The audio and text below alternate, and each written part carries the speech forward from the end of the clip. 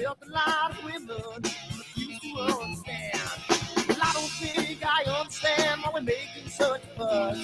And I don't think I understand what's come of all of us. And I don't think I understand why we take this world for granted. I just want to get right back to Guitar Players Planet.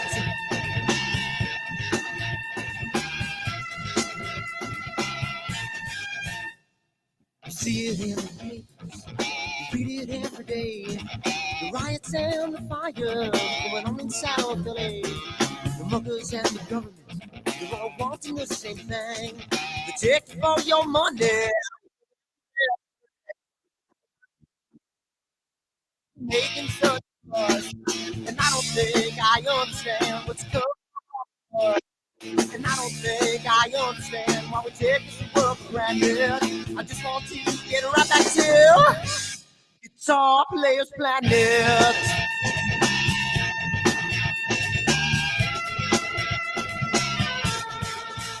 Take me.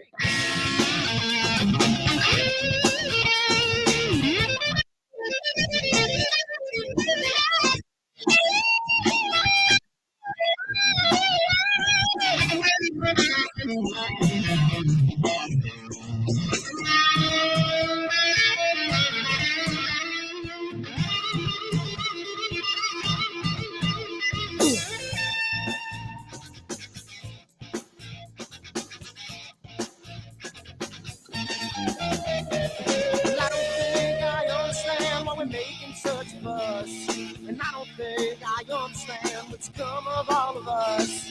And I don't think I understand why we take this world for granted. I just want to get right back to Guitar Players Planet. Guitar Players Planet. Guitar Players Planet. Guitar Players Planet. Guitar Players Planet. Guitar Players Planet.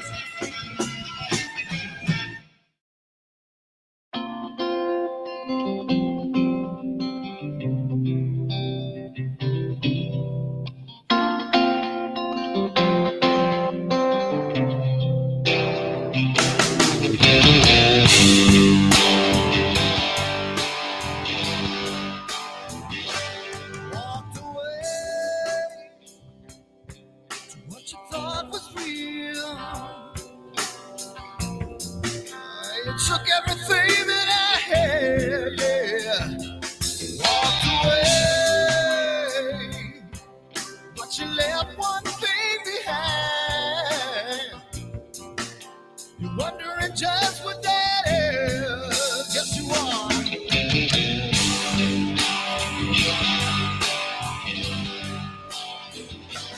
When the world stops spinning around, I'll be rocking. When the wall comes tumbling down, I'll be there. When the world stops spinning around, I'll be rocking.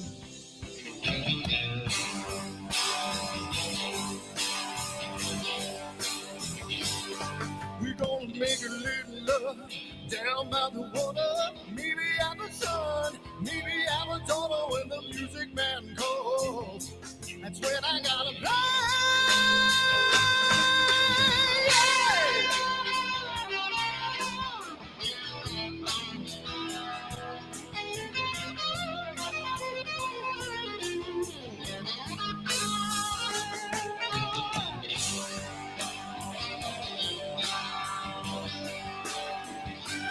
So I burn for the things I never had.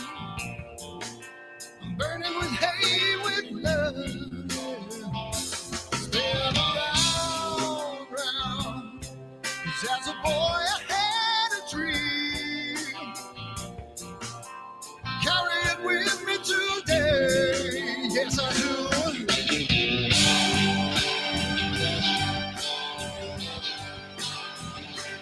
When the world stops spinning around, I'll be rocking. When the walls come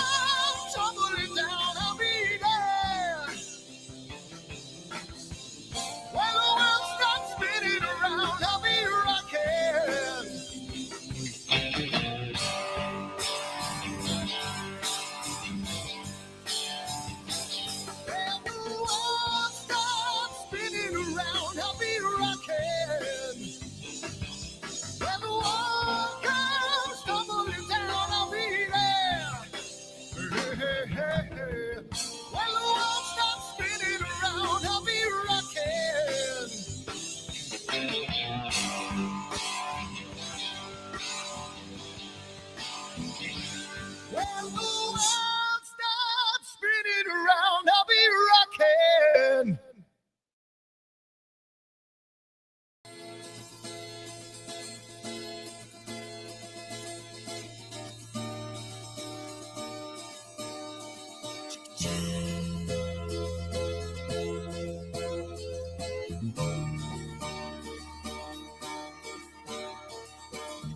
Sunny skies, the smell of palm tree air.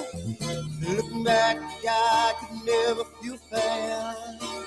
The way the music has touched my soul, the way that the sound holds its control. But I've got a new way to choose. I'm gonna start running back to the lands of new. Oh, na na na na na na.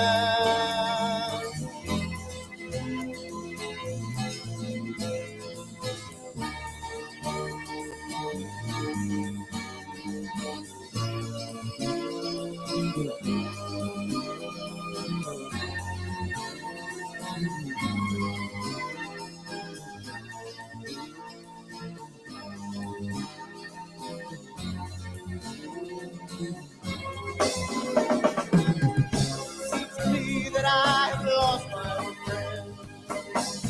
Got the sunset off the highway again. Then I get lost on a long summer day. I must go back before it's too late.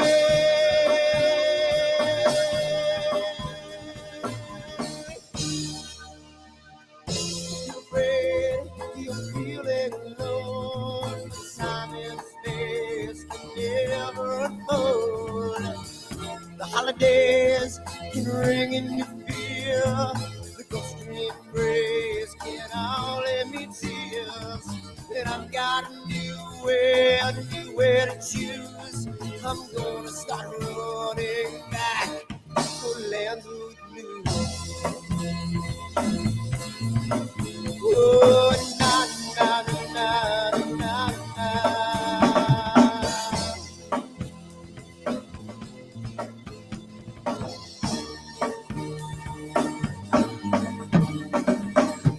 Sitting at the lake, I'm feeling confused, but I had my desire, so I played Mr. Blues.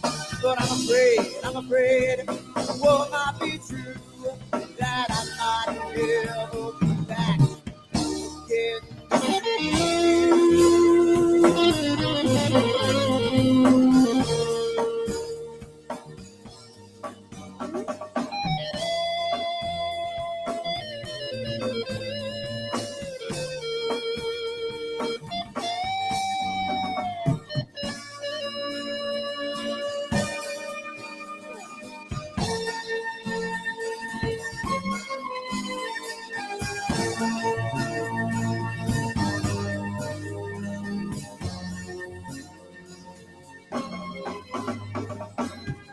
Seems to me that I have lost my old friend. Got the sunset off the highway again. Then I get lost on a long summer day. I must be back before it's too late.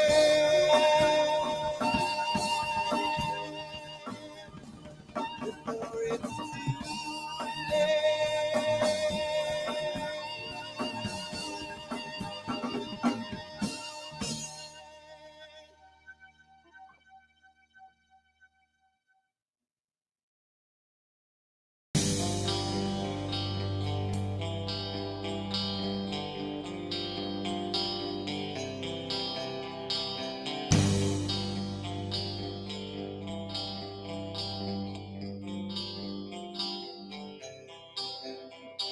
someone to take me down at night.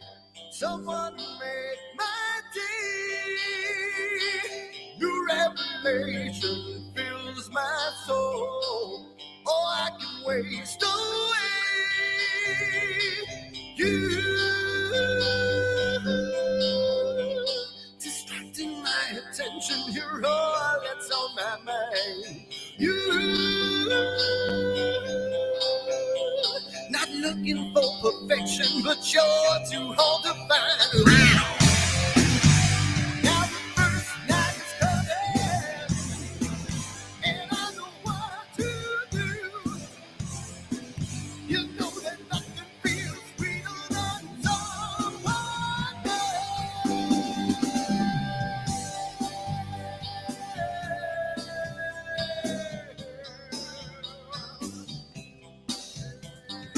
I need to taste your life again. I need a rendezvous. New revelation just feel my soul. Beginning and ends with you. Distracting my attention, you're all that's on my mind. You, not looking for perfection, but you're too hard to find. Now the first night is coming, and I know what to do, yeah. You know that nothing feels sweeter than someone else, yeah.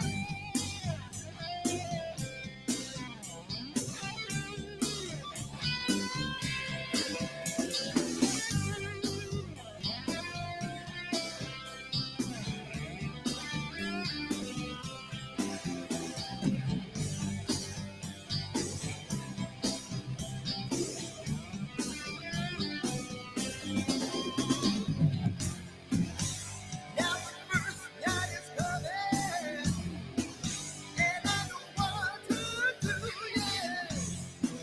She knows that nothing feels sweeter than someone else. Yeah, don't it seem funny that I'm in love with you, yeah. You know that nothing feels sweeter than someone else.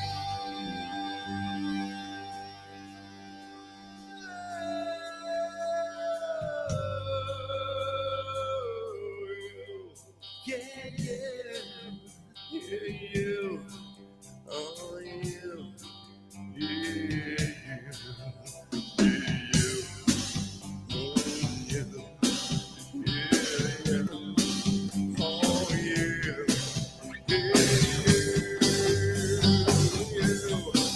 Yeah, you. Oh, you.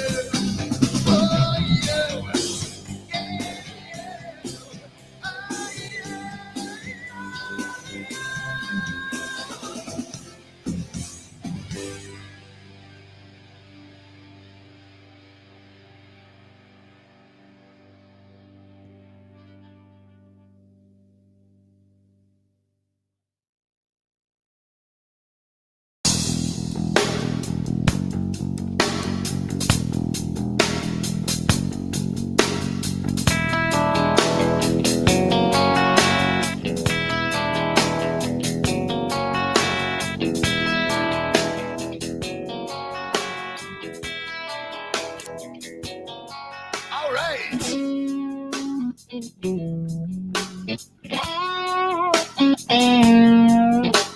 Hey, yeah, yeah. Where did my color go? Got your head in the sand. You can't be in control, using a powerful hand. I wanna be you, I wanna see you. Don't taste the kisses of hate. Don't try to tell me, don't try to sell me, don't try to say it's too late. You're gonna push me to the edge, back me in a corner, making me stand in your shoes. Push me to the edge, hide a little color, it's black and white and blue. Black and white and blue, yeah. All right.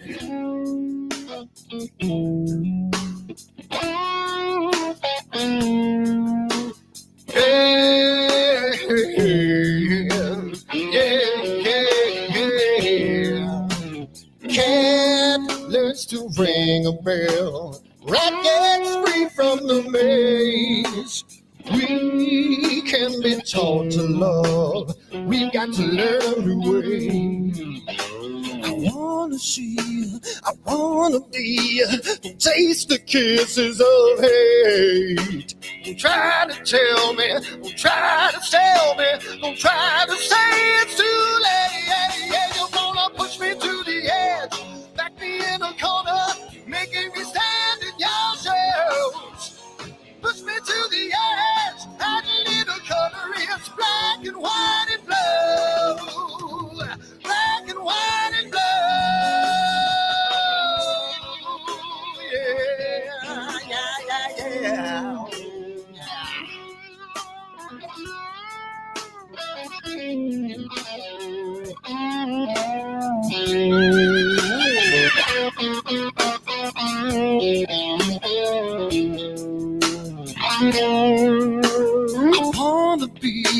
I wanna see, don't taste the kisses of hate. Don't try to tell me, don't try to sell me, don't try to say it's too late. Push me to the edge, back me in a corner, making me stand in your shoes. Push me to the edge, that little color is black and white and blue. Yeah, black and white and blue. Back me in a corner, making me stand in your shoes. Push me to the edge, that little color is black and white and blue. Black and white and blue.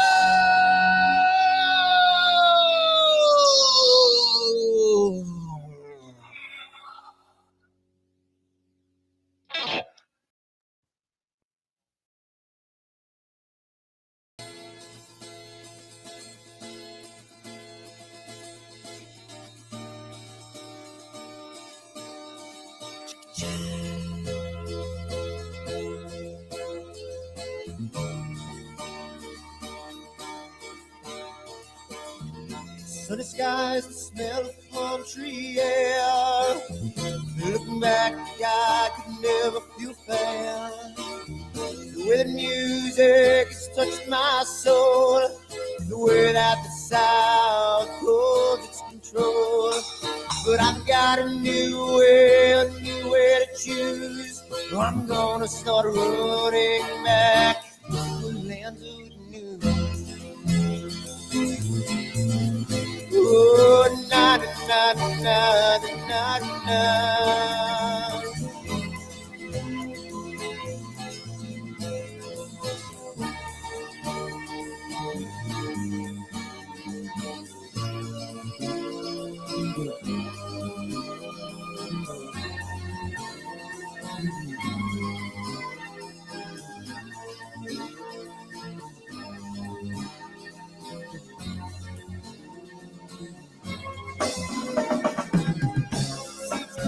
I have lost my friend. Got the sunset on the highway again. Then I get lost on a long summer day. I must go back before it's too late.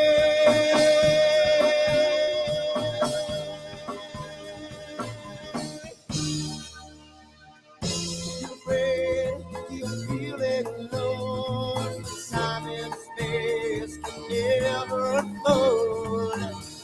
The holidays can ring in your fear. The ghost-stream embrace can only mean tears. And I've got a new way to choose. I'm gonna start running back for lands of you. Oh, na na na na na na.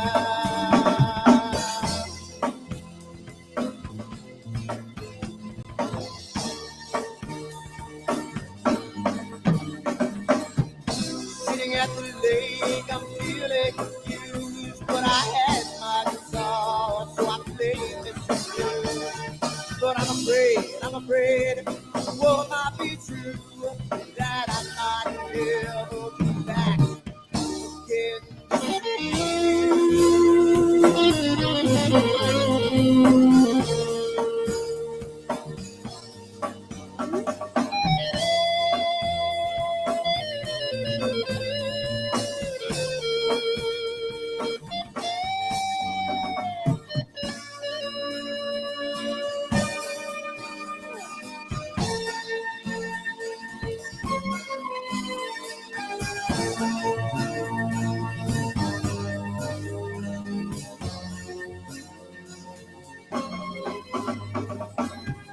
Seems to me that I have lost my way.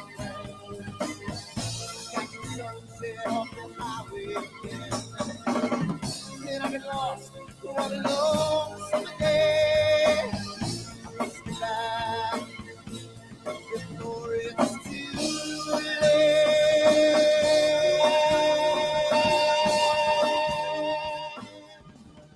Before it's too late.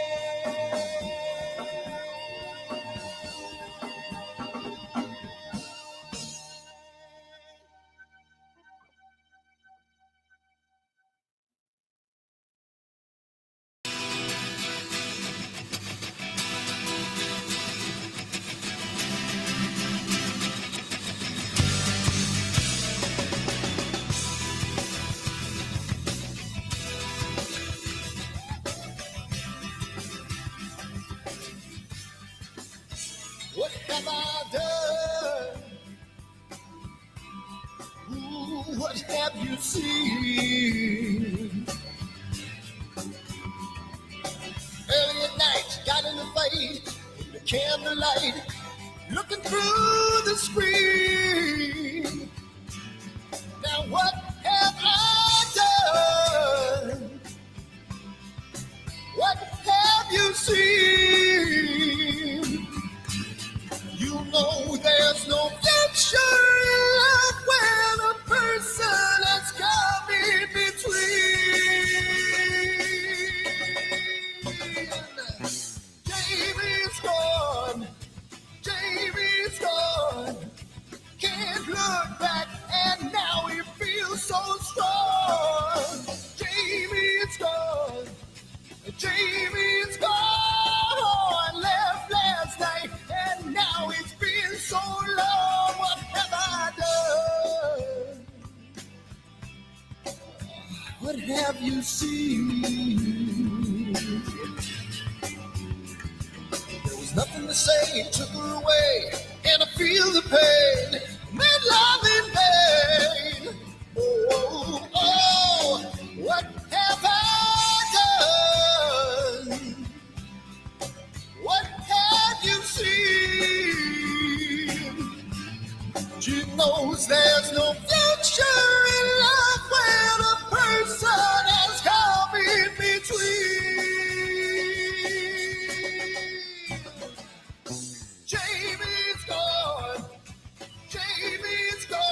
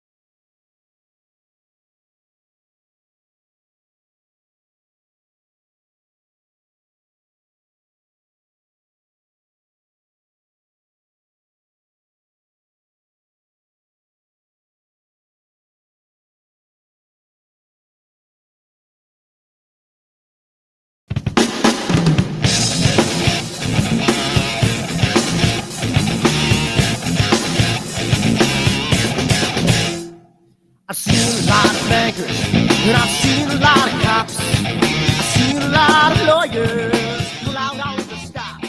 I've seen a lot of children with their parents in their hands. I've felt a lot of women refuse to understand.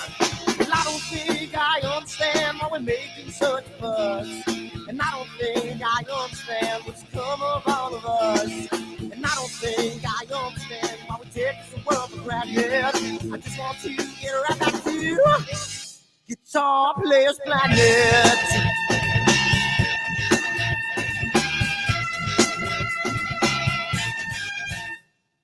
I see it in the papers, read it every day. The riots and the fires going on in South LA. The muggers and the government, they're all wanting the same thing. They take you for your money, whatever else bring. And I don't think I understand why we're making such a fuss. And I don't think I understand what's come of all of us. And I don't think I understand why we take this world for granted. I just want to get right back to Guitar Players Planet.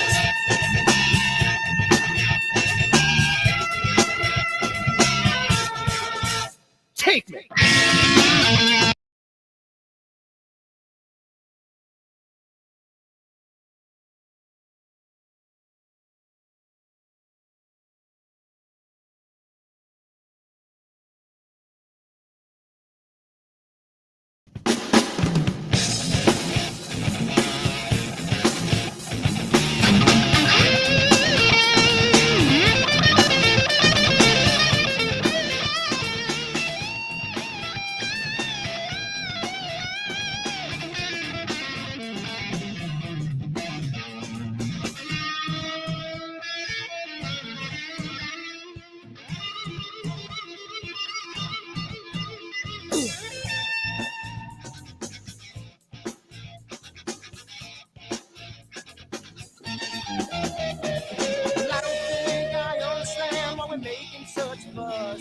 And I don't think I understand what's come of all of us. And I don't think I understand why we take this world for granted. I just want to get right back to Guitar Players Planet. Guitar Players Planet. Guitar Players Planet. Guitar Players Planet. Guitar Players Planet. Guitar Players Planet.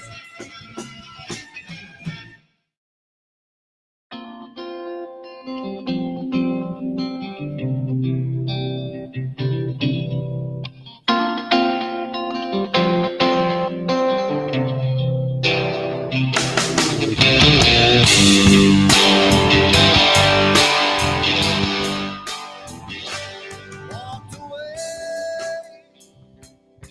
to what you thought was real. You took everything that I had, yeah. Walked away, but you left one thing behind.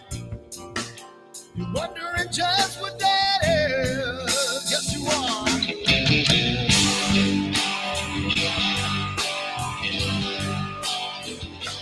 When the world stops spinning around, I'll be rocking. When the wall comes tumbling down, I'll be there. When the world stops spinning around, I'll be rocking.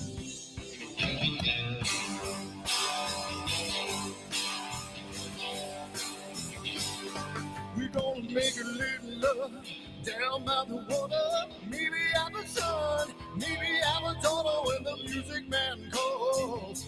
That's when I gotta play.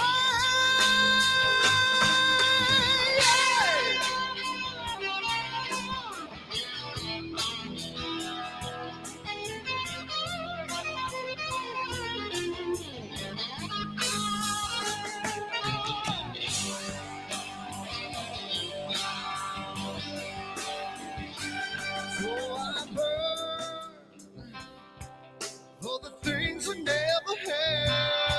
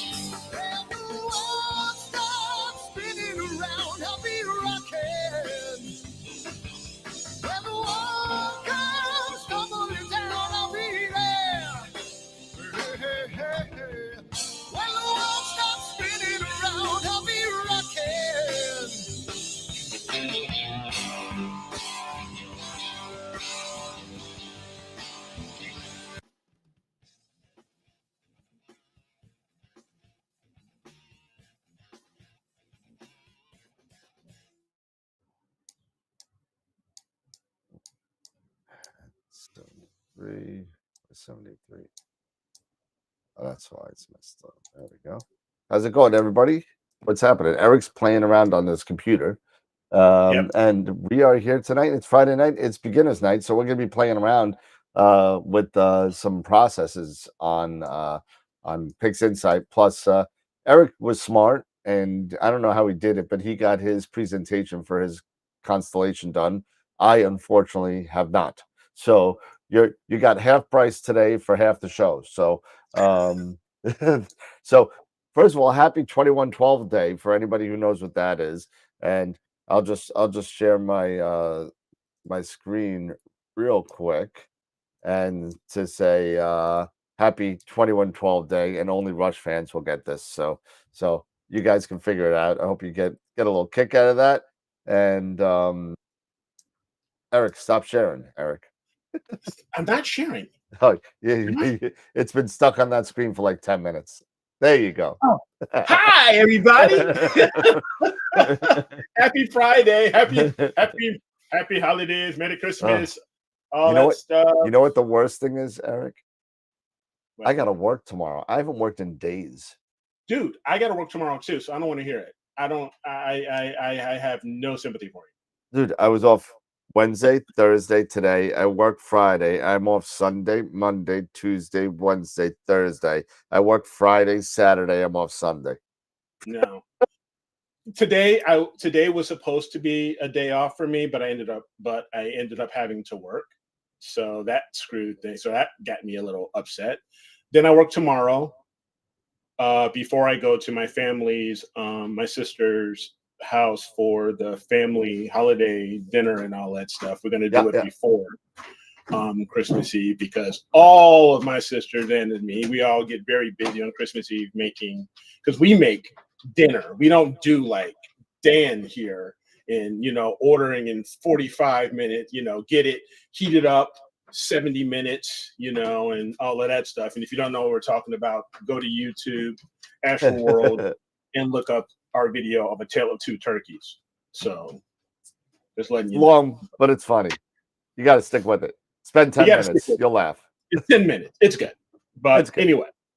So yeah. So everybody. A couple of things. So calendar wise, well, the first things first, go vote now, right?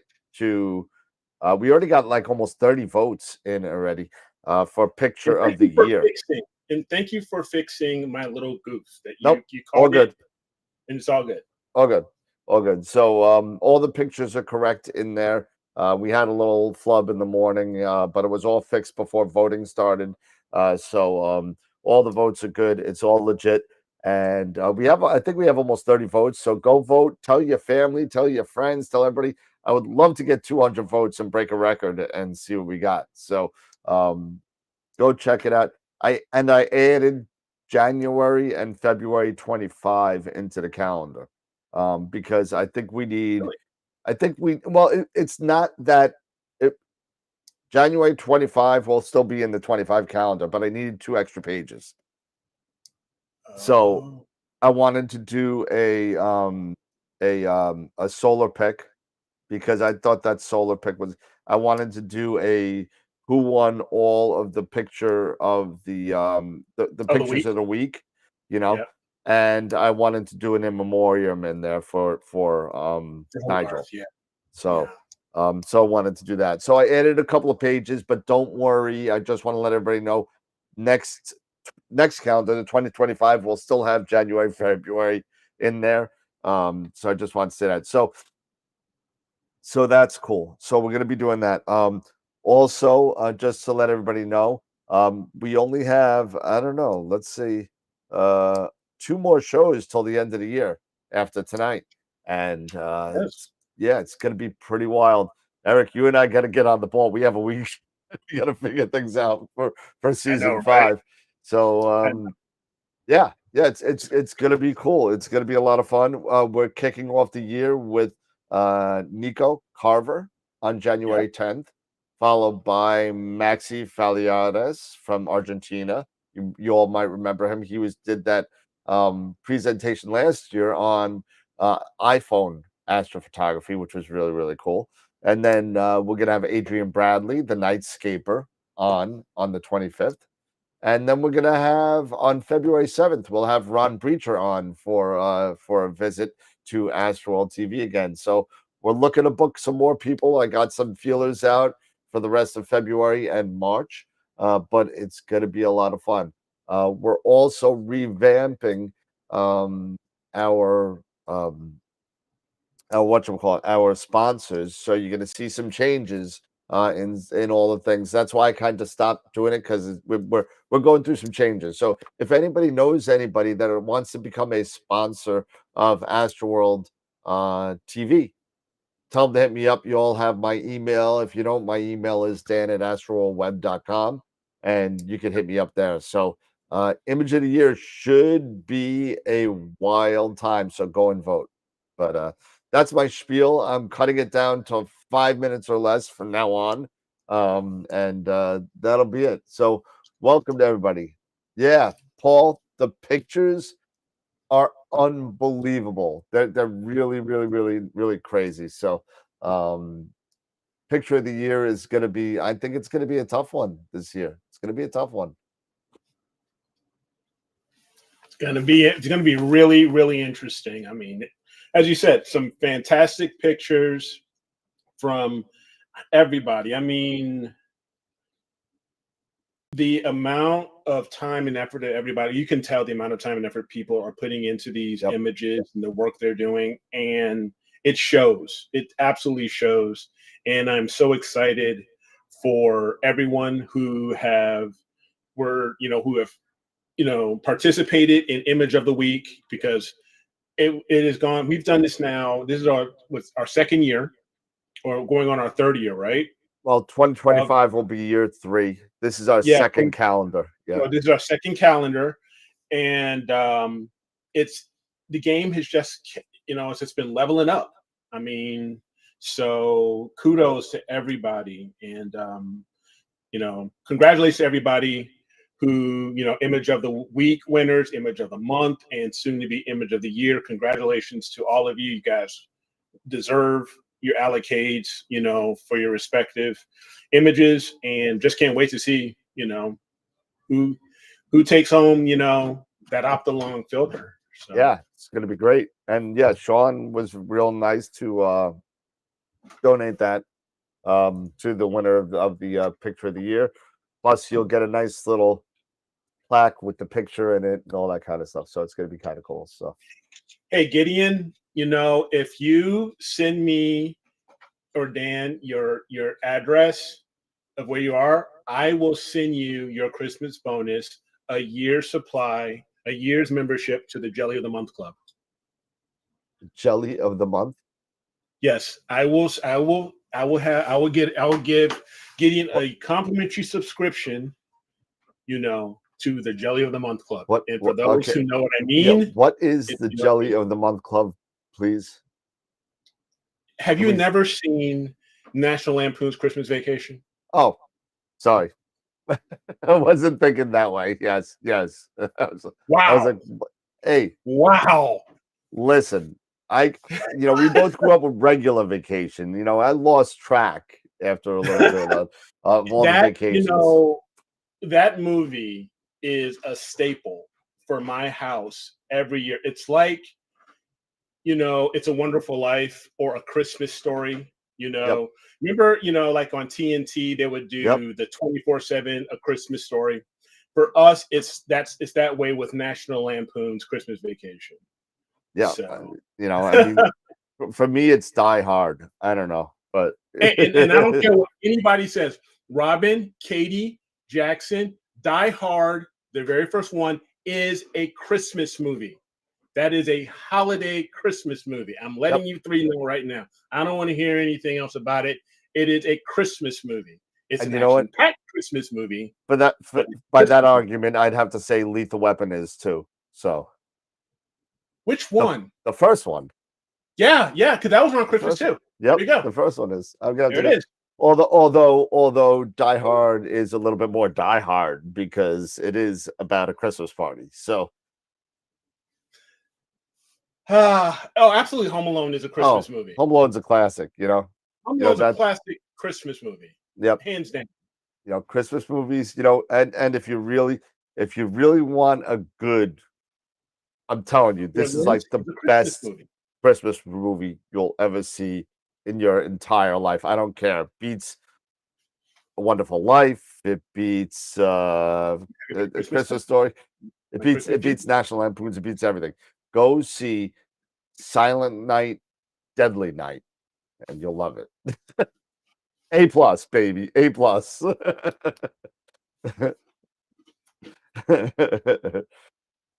Oh God. Anyway, Gremlins is definitely we're a little off the rails here for a little off the rails early, within 18 minutes. But Gremlins, yeah, absolutely. That's he got it for a Christmas present.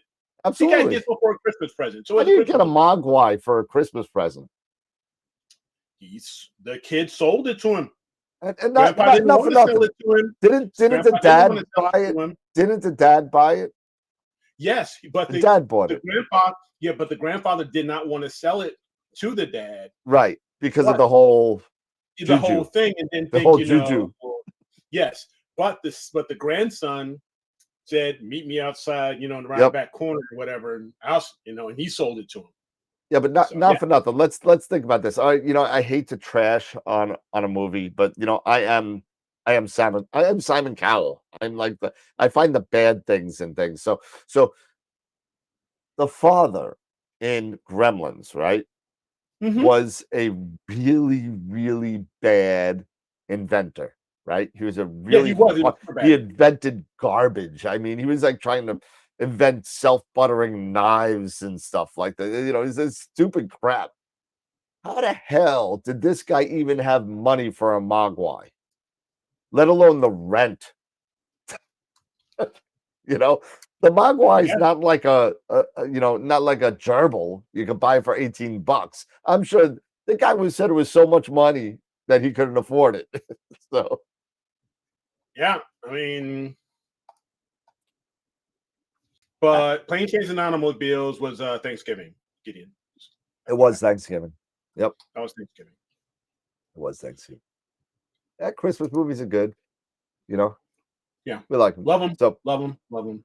Well, let's get into astrophotography, because I know you had some questions offline. Yeah, we were talking offline about GHS a little bit. GHS and my workflow, and maybe I've done things incorrectly, the things that make you go, And Dan is helping me out here because I'm still a noob when it comes to PI, but I'm getting better. I am getting better with it. So anyway, when it came to the question, my question and concern was the steps in my workflow. And when I was attempting to do generalized hyperbolic stretch, the image, the histogram was way off. Okay, as far as because my process was to do my integration. I do my integration in APP. Then I bring my monochrome over, all of my monochrome light masters over into PI. And then I do my background extraction. I use Graxpert AI. I love it. So I do, yes. No, it's a back brace. I have sciatic. I'm having some sciatic nerve issues, and I'm doing physical therapy. So lumbar support. So I'm wearing a back brace to help ease that pain. So yeah. So no, these are not suspenders. Although I guess I could treat them as suspenders. You could, but you could. But anyway, so getting back.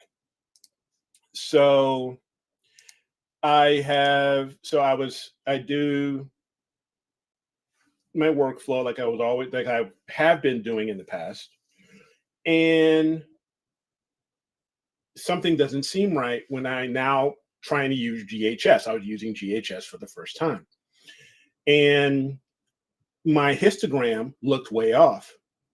And the way Dan is explaining it to me now is that I've probably done my process wrong, where I would bring all of my masters in, my monochrome masters in.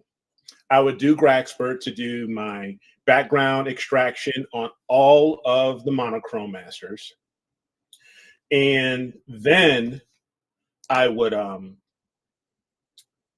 do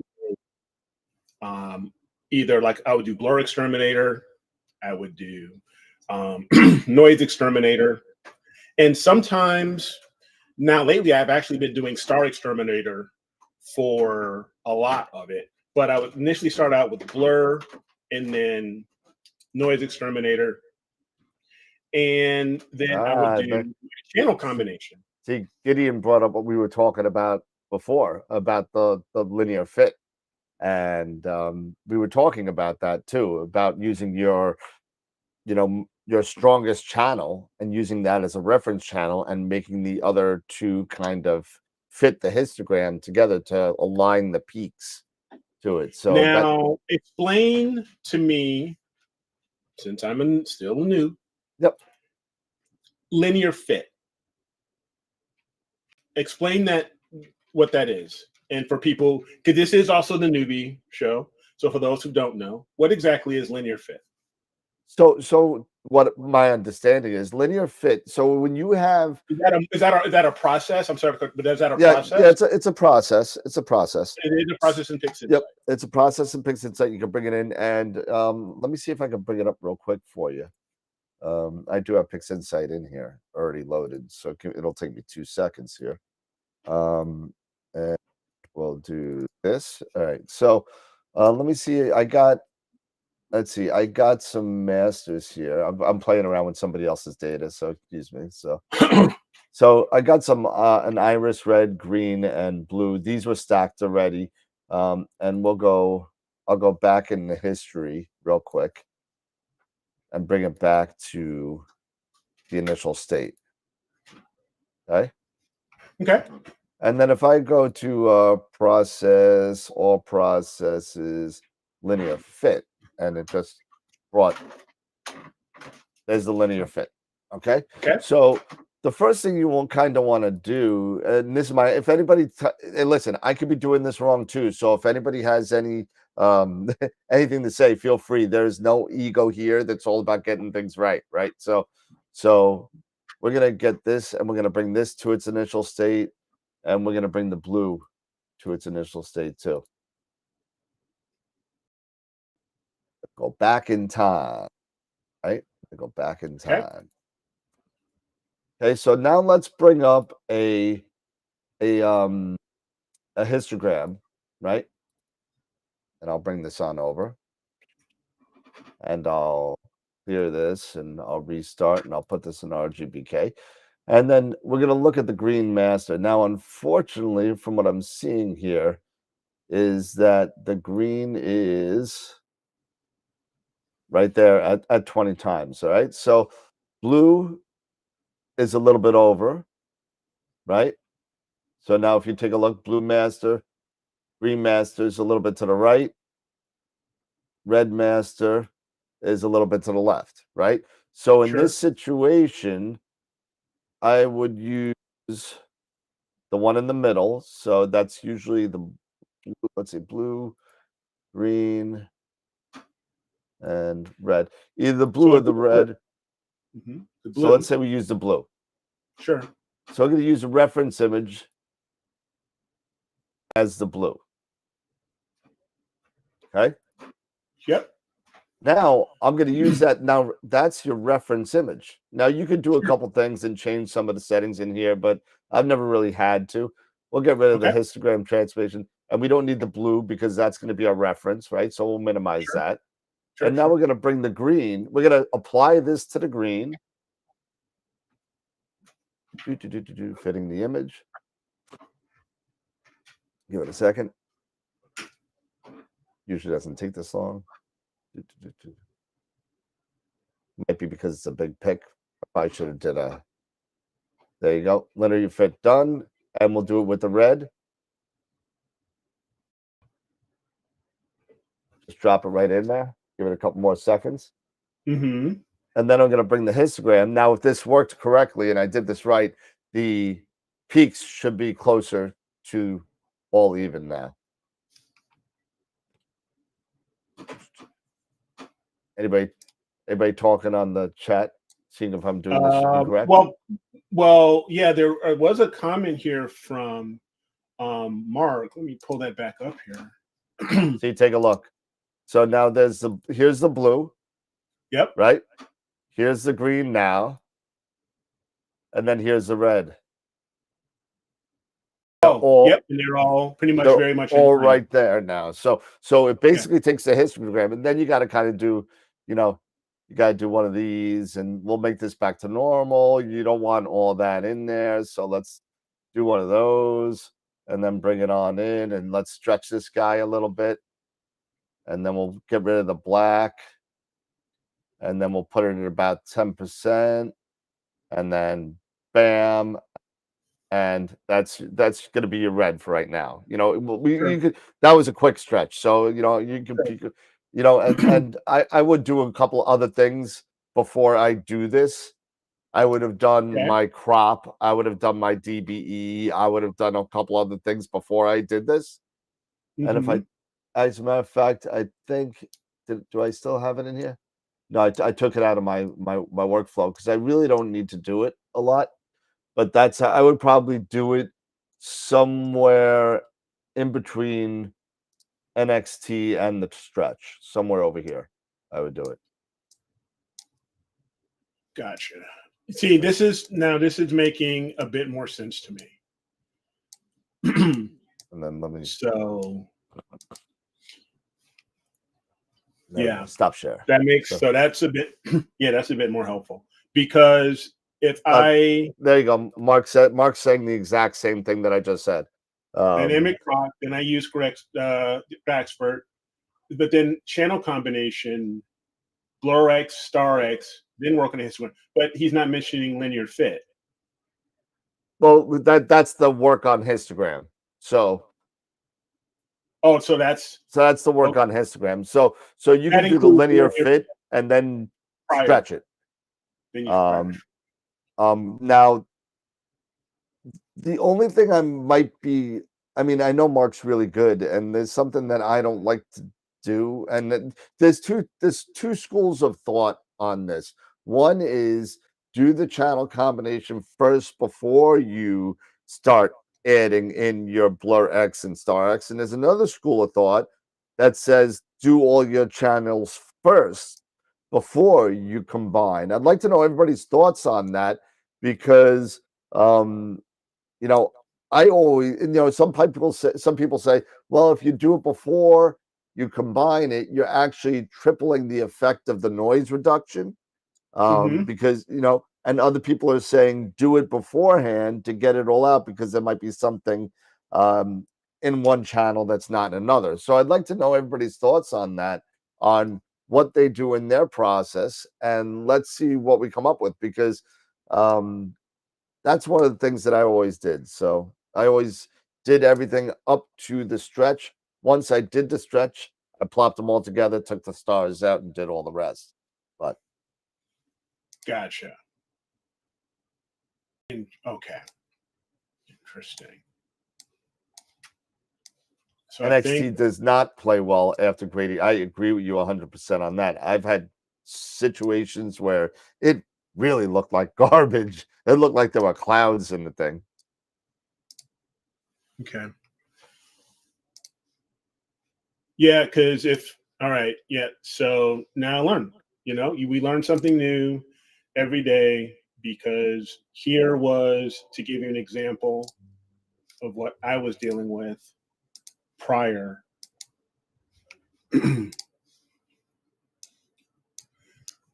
Was this, if you can see that. I'll make you bigger. And Leon's getting larger. Yeah. Because I was doing the channel combination prior, right? And when I did that, without so doing this the, is before the stretch, and you put it together just to make it clear. yes. I did the channel combination because I've already done the Blur X and the noise exterminator. And then I did the channel combination.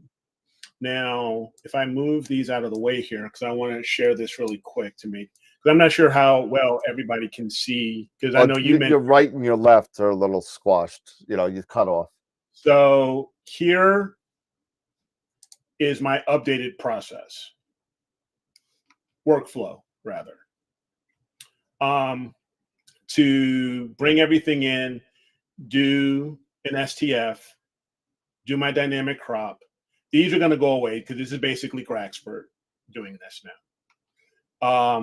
And that'll be on all of my channels, on all the masters. Blur X, then Noise Exterminator. Now I will now incorporate linear fit because I wasn't doing that. What I was doing before, I was doing channel combination prior to the stretch. So now I understand I would do linear fit to get everything in line. Then I would do either histogram transformation or generalized hyperbolic stretch. And then put it together. And then put it together. Yep. Then I'll do my color calibration, pull out my stars. If I need to do any additional noise reduction, if I have been doing an LRGB, I'll do LRGB. Maybe then it becomes a lot of then it comes all the other stuff. Yeah, it also becomes a lot more subjective after that. So depending on the object, you may have to do one thing and not the other, right? Right, exactly. That's why I have these guys, next to one another, and then I remember before I do any contrast, I need to make a mask. Then I'll do any sharpening if necessary, fix whatever, do SCNR, any gradients and other stuff, and then finish off with the color profile. Yeah, so agreed with that, Mark. Yeah, only use SPC on broadband. Only use SPCC on broadband, yes. Yeah. But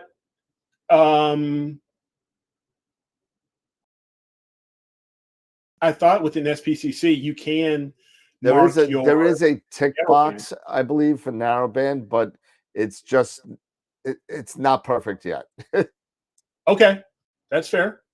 You could use it, and maybe some people have been getting better results than others. Your narrowband filters mode. Yeah. Yep, there's a tick box there, but it's kind of it's very weird. It doesn't come out great sometimes. so I know we're all looking for that, that wonderful APOD button in there, that ticker box that gets you the APOD. But and I know there's probably other things that need to be done that that maybe I don't know, or maybe other people don't know, but it's just odd on how the colors come out, and how the it's just because it's very, very different when you're dealing with narrowband. You're assigning colors to chemicals pretty much. Right. Now there is. So you would do a color calibration versus a spec, an SPCC. You would just do a normal color calibration. Well, if you're doing broadband, which is RGB, doing narrowband, I would just do a color calibration, if even needed. Sure. Because you got to remember that color calibration really, if you're dealing with the three, SHO, you're assigning the colors to them. Yes. And if you did the linear fit and the histogram is reading mostly the same, you're gonna have equal weights on the colors that you assign them. Gotcha. You know what I mean? So you may or may not need to do that.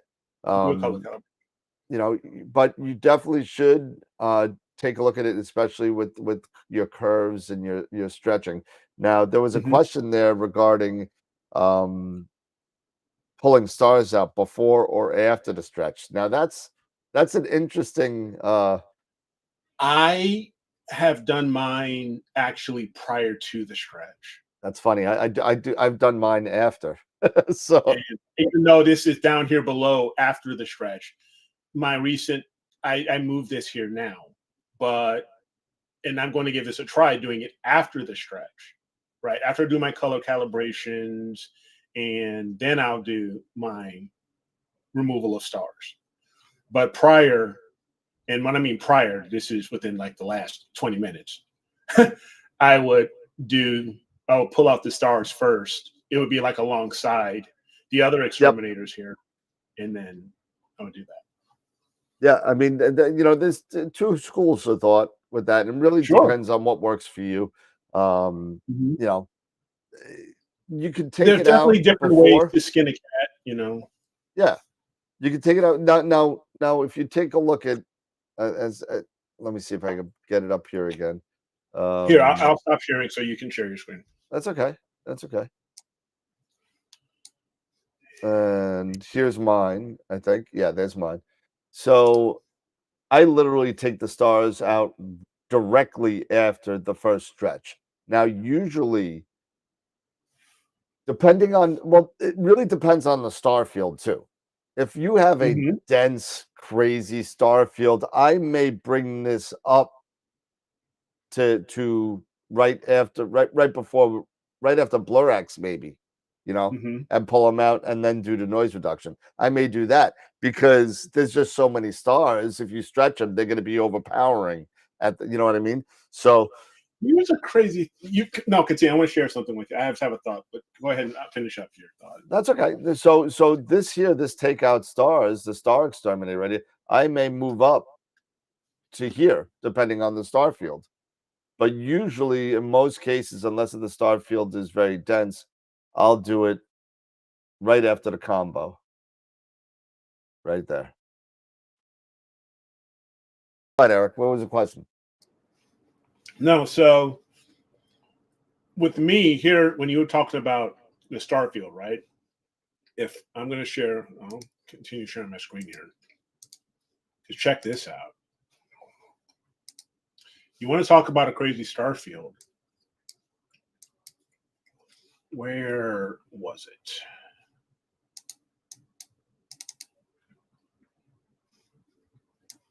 Okay.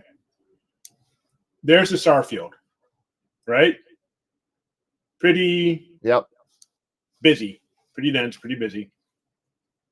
But once I run this guy, the Screen Stars script, I would end up,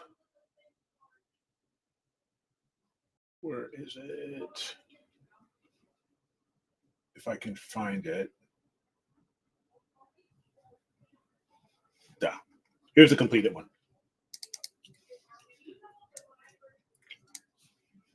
That dent of a star field, but yet you end up there. You have no stars left. It's crazy because if I do this again, let me go back to my script and utilities, Screen Stars, star replacement. I have you do your starless, which is that load. I have my starless, and then my stars. And there it is. Oh. It's kind of interesting. Yeah. Even though you have this thick of a star field, but utilizing the Screen Star script here and creating this new image. There it is. That's pretty cool. See how few the stars are. Yep. Sometimes what I ended up having to do was, let me cancel this, was going into my curves a bit more and boosting that up, as well as a bit more saturation to make it more defined, because even though you have all these small stars here, they don't show up in the final image. Yep. Really. It's the more prominent, larger stars, yes. But those smaller little specks don't show up in the final image, which for me personally, I don't mind. I like it because I want to be able to see more of the object versus a dense star field. There you go. But I figured that was kind of interesting to share that, because we were talking about having such dense star fields and all of that. That I found that like, how in the world did it come out like that? But hey, Bill and his crew, they do great work, and that script, it's awesome. So yep. So I'll stop there. And let me kill that. Rock and roll. Awesome. Yeah. Bill is just he is something. Yeah, he and who's the other gentleman who he works with to build the scripts? Mine is drawing a blank on me. Mike Cranfield. Oh yeah. Mike Cranfield. So yeah, they do some great scripts, man, and they are awesome. Yeah, they're really good. Yeah, I mean, David, agree, genius. Yep, genius. Really good stuff. I mean, he makes everything. And the thing that's great about him, he makes it all open source. You just grab it, and he gives you he gives you whatever you want, and it's really good. So yeah. So because we were talking about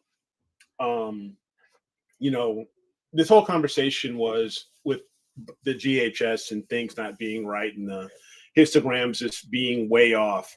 Yep. The conversation was, should I look at the histogram when I'm doing the capture, when we're capturing these photons and set an ADU. But no, now I know I wouldn't. You don't need to do that. You do the same exposures, just do linear fit. Yeah, the only thing I'd be wary about, and we've spoken about this on the show, the only thing I'd be wary about during acquisition, is if you're not getting enough data to push that peak, that wall off that left side. So, just make sure you got that nice little space on that left side. Take as many minutes as you want. Have a day. Yep. That's it. You can always fix it later on with software if you want. So yeah. And so that right now was I think that was my first, I need to double check, but I think that was my first completed project with the pod. Nice. But I got to double check. Nice. Cool. Pretty exciting, So I'm gonna probably do a video, like I was telling you, Yeah. We got all these new toys, and got the whole. I know it's crazy. And just on a side note, I'm looking for a part, and believe it or not, in my closet of death, I don't have a part, and I'm looking for a part for a possible member. I don't want to say who it is, but I'm looking for an M68 to 63 from the Explore Scientific Focus tube to a 63 for a flattener. So I'm looking. If anybody's got it, let me know. And if nobody's using it, I'll take it off their hands. Take it off their hands. There you go. But but no, that wasn't okay. So I've been using Nina now for a while. Yeah, a couple of months now, right? And you're talking about September. Yes. I'm looking at some of my my more recent images, And the last one I used with the ASI Air was, it was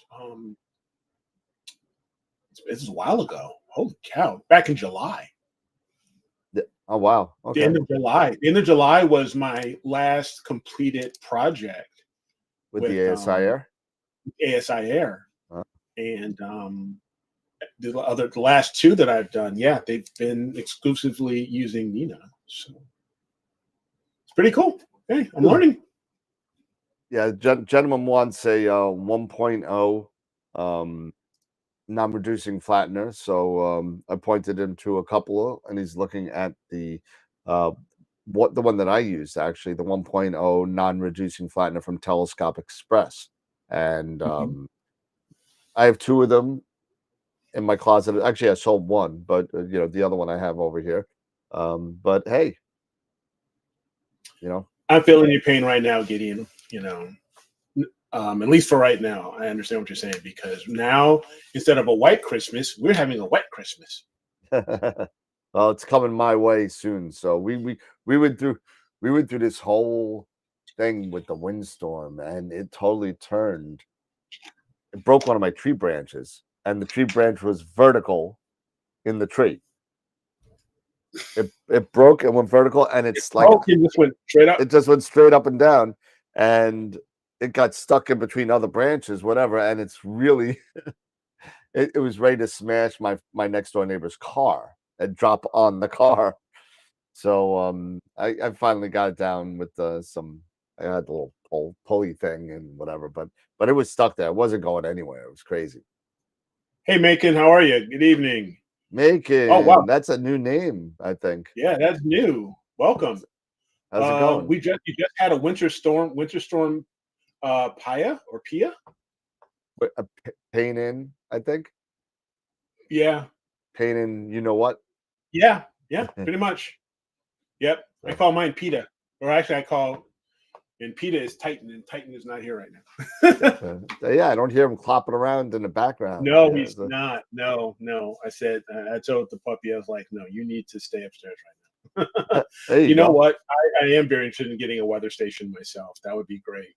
But one thing I did notice within Nina, the Nina 3.0 beta, right, is they mentioned something with the GNSS and utilizing the Pegasus Uranus Mateo, but I don't know exactly what it's going to be used for. It's just had it as a selection, right? Okay. It's plugin, but it doesn't go into much detail, because I would love it if anybody who is good with scripting or creating plugins to maybe utilize, maybe help us out who have this thing and turn it into a safety monitor. What, the Uranus? Yes, turn the Uranus into a safety monitor. Within Nina. So you can't because it does pick up when there's clouds. And when there's it does show, like, say, hey, it's 10% overcast, 20, or if it's 100 or whatever. So that does link to Nina, doesn't it? It does link to Nina as a weather source, right? But it's not. There's no plugin or anything that's been created yet by someone who's good at that stuff to utilize it as a safety monitor for Nina to say stop imaging if it's overcast, or if you get a certain percentage of cloud or something like that. Well, have you checked and seen anything in the weather station under the advanced sequencer? I think you could do that. I'm pretty sure you could do that. No, I don't. I'm pretty sure you could do that. I mean, that's something we could look at in the future, but I'm pretty sure there is a way, because I know there's a way, because Ron's got it set up that if it gets too cloudy, maybe not particularly with the Uranus, right, but with his weather station at home, if it gets too cloudy, it closes the dome. Sure. Interesting. I did. I Yeah, saw those I pictures of Uranus. That was ridiculous. no, I haven't. I have to. No, I Oh my haven't. God. You know, you never saw these? Let me see if I can pull it up. No, I haven't. No. Web Uranus pics. You got to see this. Ridiculous. This makes no sense. Images.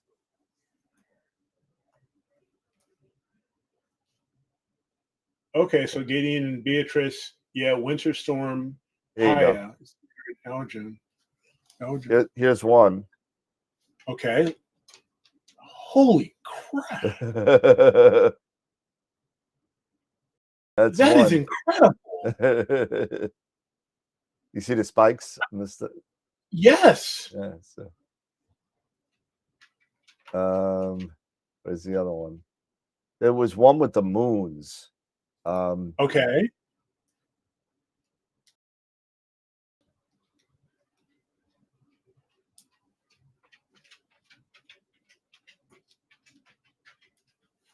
This is ridiculous. I mean, look at these pictures. Oh my God, and that's with the moons? That's what the moons. There's one that actually they made a video of the orbiting of the moons, and I can't seem to find it right now. But it's these pictures are ridiculous. That's amazing. That is sick. If anyone has the link, send it to me on Discord. I'm trying to. I don't know if I have it on here. Somebody sent it to me. I think it was sent. You know what? I know who sent it. Oh, I got it. Dave, you got to see this. And this turns out to be a buddy of mine and Mark Muratori's that sent it to us. We were looking at this and we were like, "This is crazy." Wow. Dave. Mark and Dave. Here we go. I'll send this to. No, I don't want to airplay this.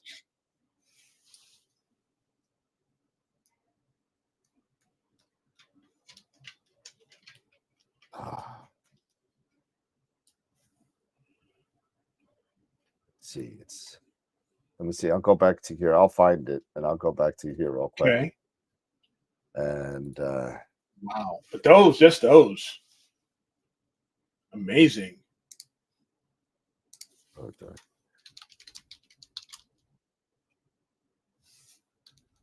And then where's the search?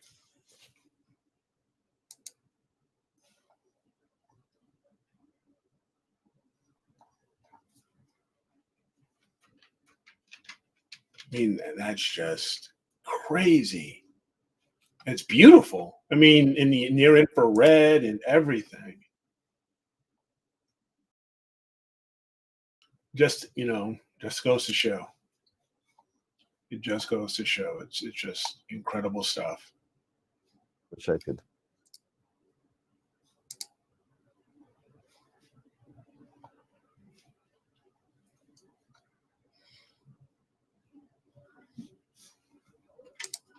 That's yeah. Of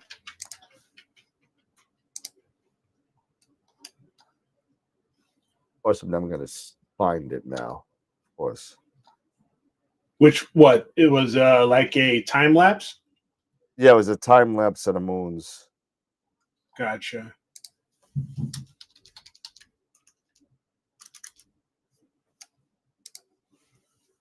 I have it on my phone, but it's not going to look good.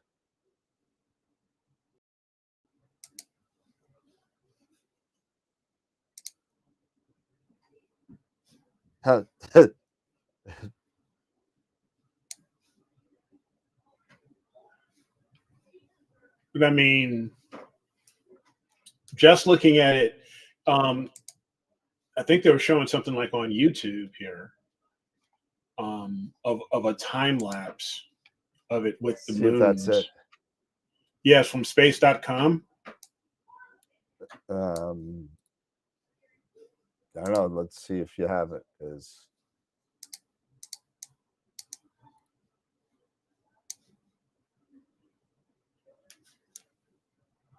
Are you referring to this here? Let me share my I'll let you screen. know. Now, Or is this something different? see, is this it?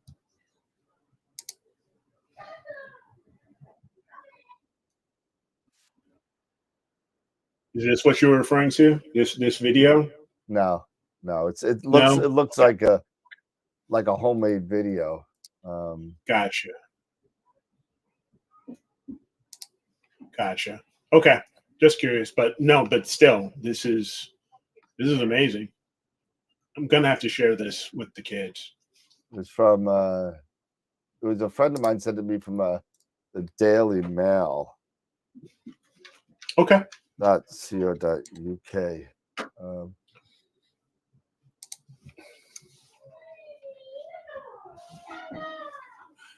I don't know. I can't find it. Yeah, we all need a telescope in space. I mean, if you could. Absolutely.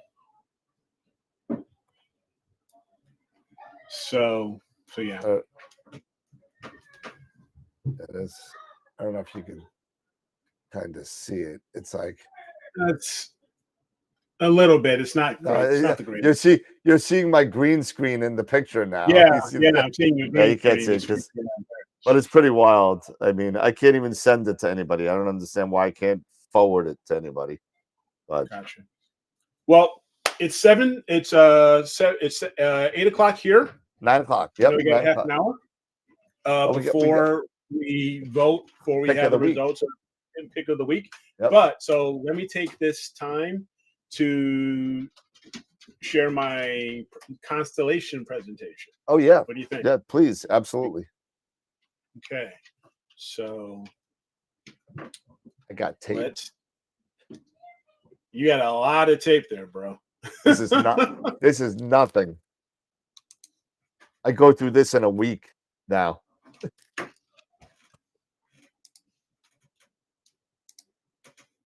And share.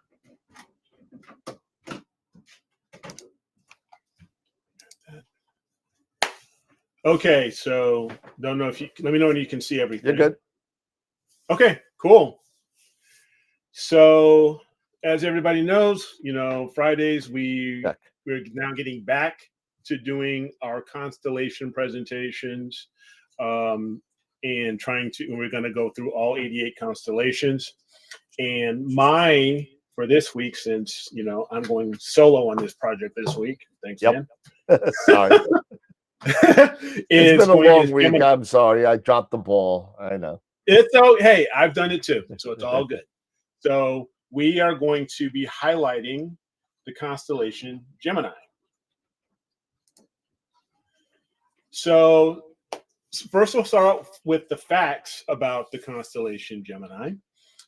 Gemini is actually Latin for the twins. And the constellation is ranked the 30th in size, and it can be actually pretty easily found if you are looking northwest of the constellation Orion. And here you have, I'm not sure if my screen is showing the arrow. Yep, it is. Your presentation looks great. It looks perfect. Good. You see everything. So here is Orion right here, and up here I believe is Betelgeuse. I think maybe right there. And so you can start doing a little beeline over to the northwest, and then you can end up seeing those two bright stars of Castor and Pollux. And they are the brightest stars in the constellation. And the Gemini is actually the 6th of the 12 constellations of the zodiac that cross over the moon elliptical. Sorry, that got dropped in there. Missed that, but it's crosses the moon elliptical, and it was first cataloged in the Amalgamus by Ptolemy in the 2nd century, the Greek astronomer. And I think he was in Alexandria when he compiled his catalog. It is located in the 2nd quadrant or the North Celestial Hemisphere in Q2, and it covers an area of 514 square degrees. and it can be seen both in the northern hemisphere as well as in the southern hemisphere, from 90 degrees in the north down to 60 degrees in the south.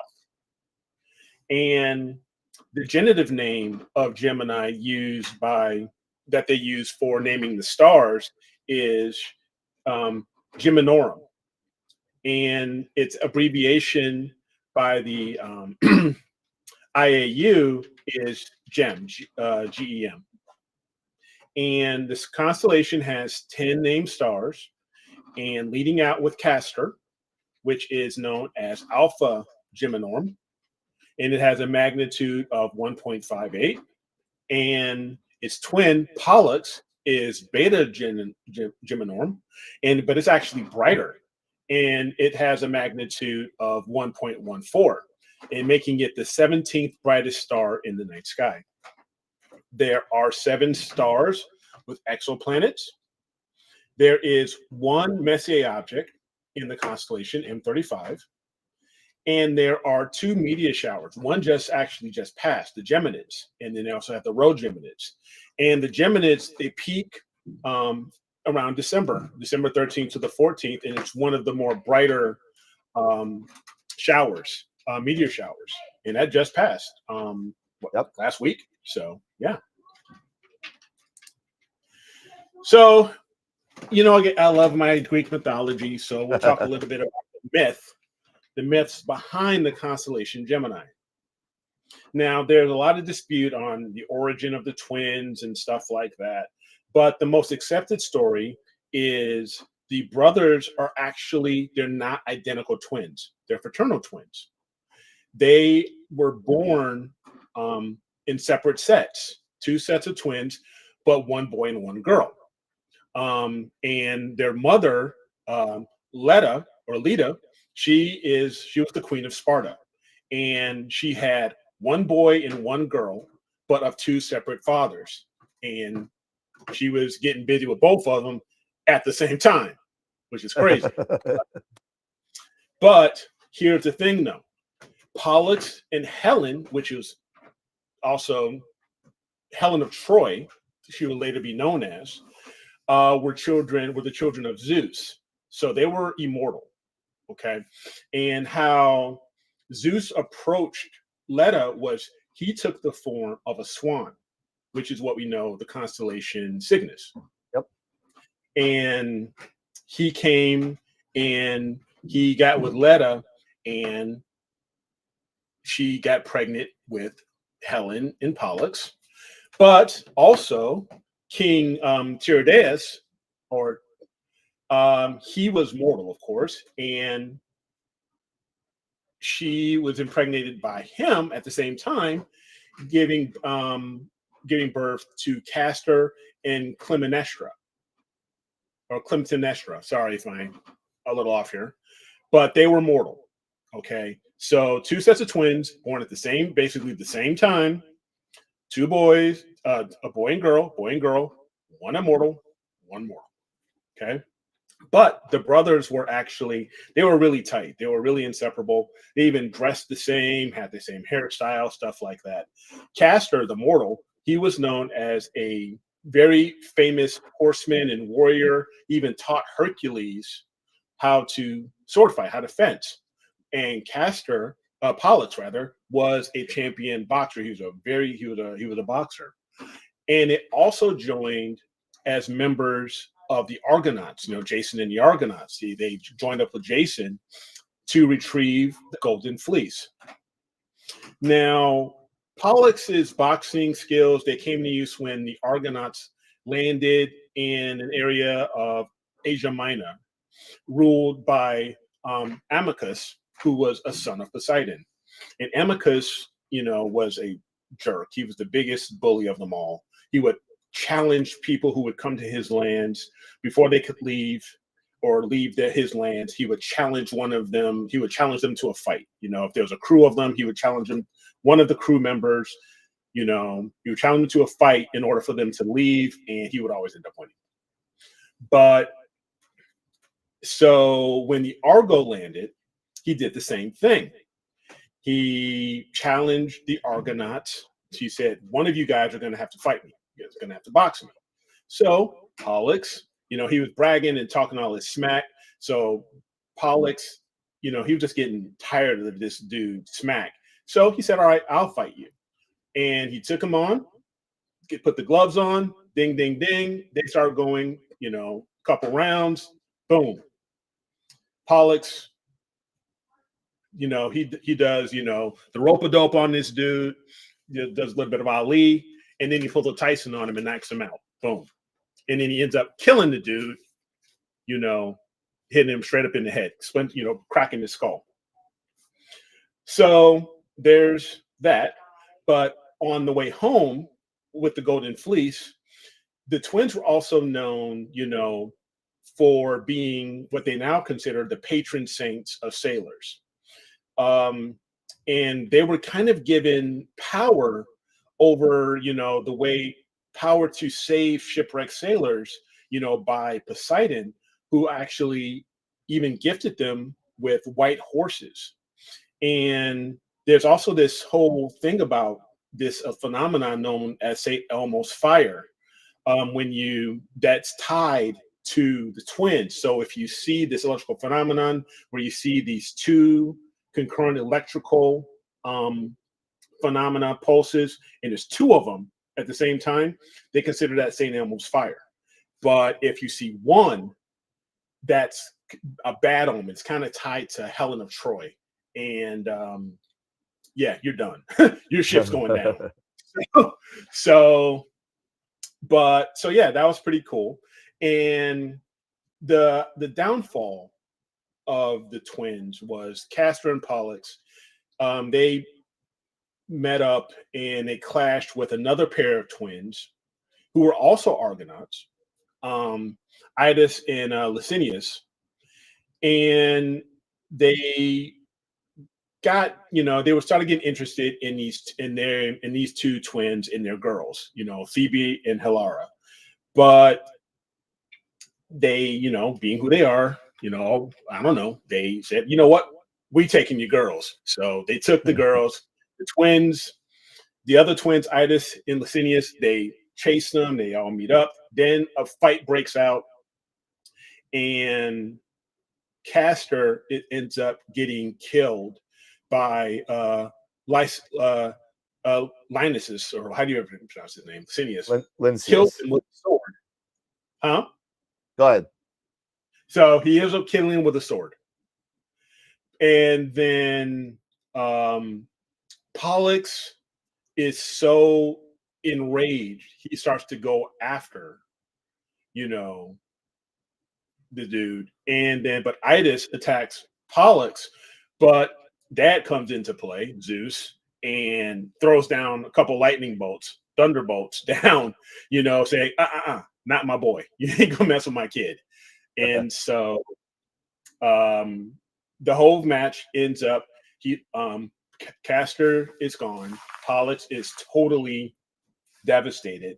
And so he asked his father to share his immortality.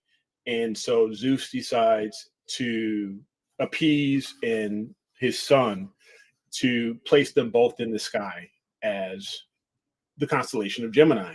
And they're always side by side. So pretty cool story. I'm not great at Greek, so if I screw up a few words, sue me. That's all right. But now let's get to the good stuff, the deep sky objects in Gemini. And this was a collaboration by Ruben Claudio with the Insight Observatory. And we got this off of AstroBen. So this is Messier 35, the one and only Messier object in Gemini. It is the open star cluster to the right of this in this picture. And if you look at the upper left corner, you see NGC 2158, which is a globular star cluster in this photo. So you have them so they're very close together. They're basically right next to one another and side by side, just like Castor and Pollux. So this actually received from AA Pod 2 received accolades back in 2022 in October. And this was taken with a 16-inch f3 Dream Astrograph with an FLI PL 16 16083 CCD camera sitting on a Paramount mount. So this was a pretty short, relatively short, integration, just under 2 hours. But of course, it's being with the Inside Observatory, it's kind of a remote spot. It was in Bortle 1 skies. So that's kind of how you get it at, an hour, just less than 2 hours. So we have this next one here, which was credited by Konstantin Verzov. Also, I found this on AstroBin. And of course, this is IC443, which is jelly. Speaking of jelly, it is known as the Jellyfish Nebula. So this is an awesome target. A lot of people go after this target. It's a very pretty well known deep sky object, especially for Gemini. When you think of Gemini, you go into AstroBin, the majority of the shots are of the jellyfish. So this was taken with a TS Optics 80 millimeter at f6, and this was using a DSLR, a Canon EOS 60DA, which is their modified, the actual modified for astrophotography DSLR. The short-lived line of astrophotography DSLR. Yes. But this was done on a Skywatcher NEQ6, as well as an EQ6. This was like an EQ6, EQ6 Pro Scan, SimScan mount. But this, take a look at this integration time. It was 57 hours. Almost 57 freaking hours. But when you get something like this, this is pretty cool. But this was in Bortle 6 skies. So just to show, hey, you can grab this guy if, depending on where you are, but be prepared to put in some serious mileage on your mount. And very cold. Get very cold. And very, very cold.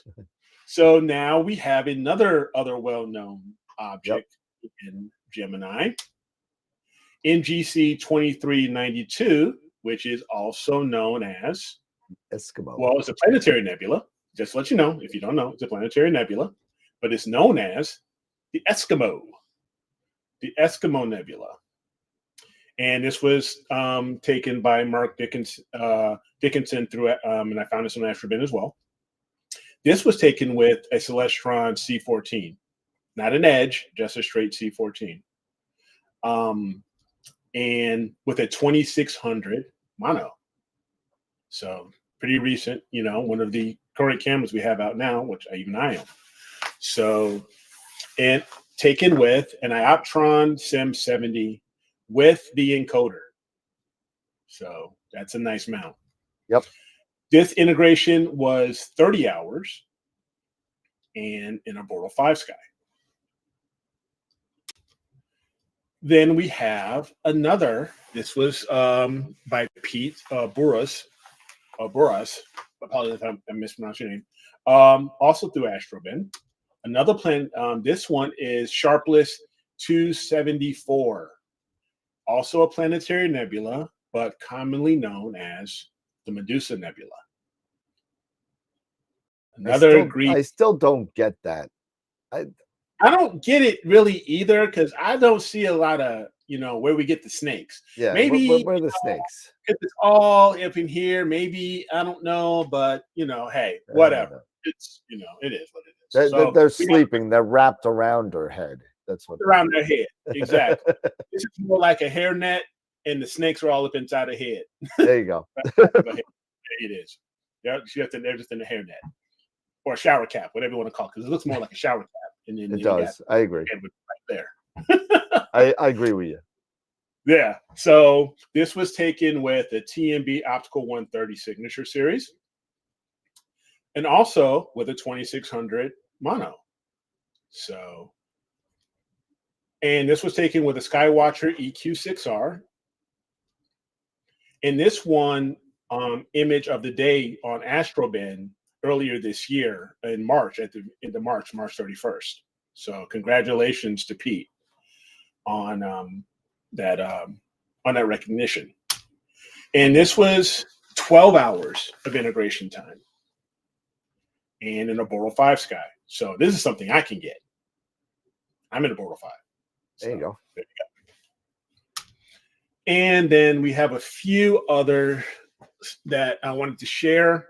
This one was taken by Doug Struble, who is also friends with Chuck Ayub. They both live in Detroit. So you know that these are some pretty light polluted skies. And for those who know Doug, you probably know what type of rig he has, or one of his rigs. This is NGC 2731, also a planetary nebula. And that is not the Medusa Nebula. I don't know where I got it. This was taken with his Explorer Scientific Apple 152 on his Stellar View and with a Stellar View 102. So he used 2 rigs for this, right? The 152 and the Stellar View 102. This was taken with the ASI 1600 and the 183, both monochrome. And he used the Mach 1, the AP Mach 1, as well as the Orion Atlas Pro. Take a look at that integration time. You talk about some integration time. That's just as long, almost 50 hours. But the reason for that is he lives in a Bortle 8 sky. You need to take a lot of photons. So. Yes, you do. And you know what? The good thing, what he was doing, and correct me if I'm wrong, I'm pretty sure he had both of them running at the same time to take that. Oh, yeah. So he got, even though it's 48 hours of integration, he had it done in 24 hours full time. So maybe 2 or 3 nights he was done. Yeah, he's done. Yep, for sure. So here is one that is kind of, I don't know that one. No. Yeah. This was a collaborative work by, you see here, Marcel, Sven, Peter, and Xavier.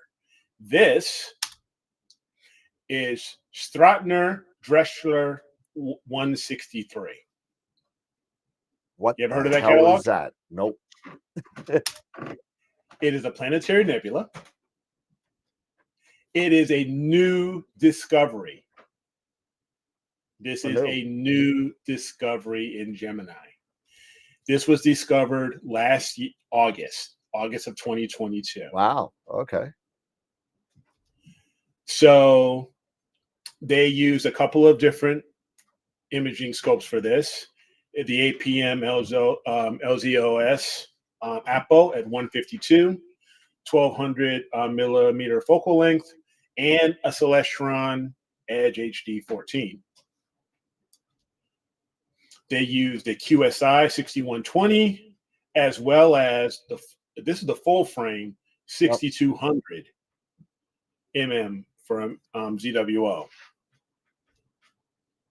They put this, the mounts were a 10 micron GM 2000 and an Ioptron SIM 120. So serious observatory grade mounts. And take a look at that integration time. My God. Almost 80 hours, 76, almost 77 hours. That would take me a year.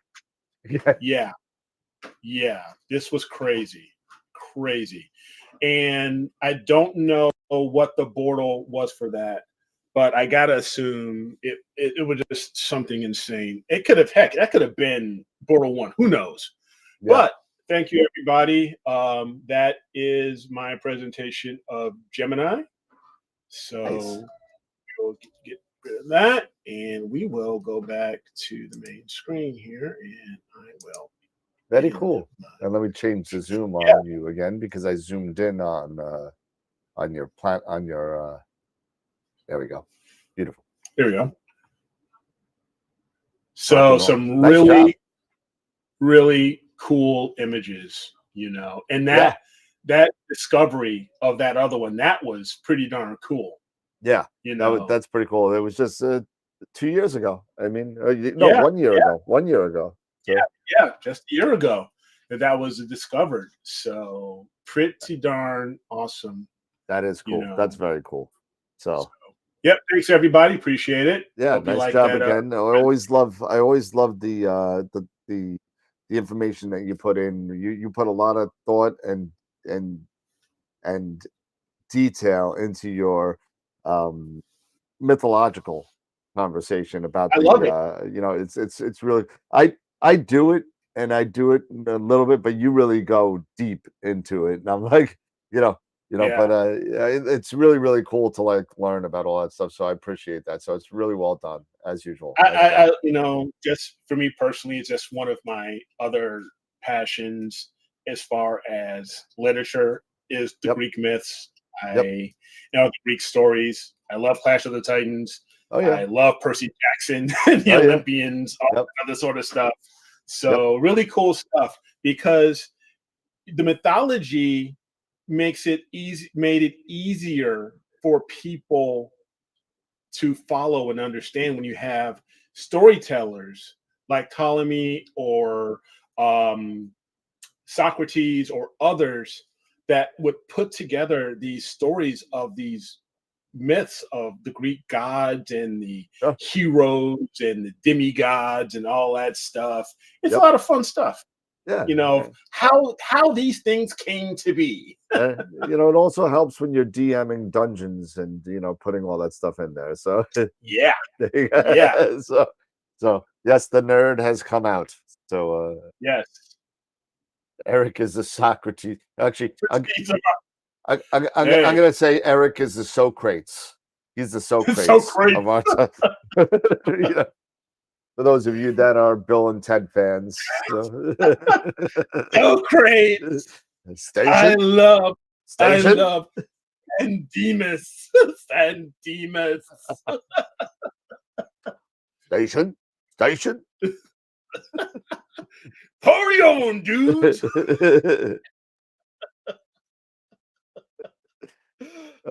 Dude, we gotta go get the princess. We gotta go get the princess. Exactly. I love those movies. Yeah. 69, dude. Oh my, here we go. All right. Good thing we only got 5 minutes left before picture of the week because I'm telling you. But let's see. I'm curious to see how many pictures of the year vote that we have now, because we had like almost 30 when we started the show. I'm curious to see where we're at now because it'd be kind of cool to see how many we got in. Because the voting only started today, right? Yes? I lost your audio, Eric. Your audio is dead. You were chewing, so I think you put yourself on mute. Sorry. Yeah. We have 34 now. We have 34. So okay.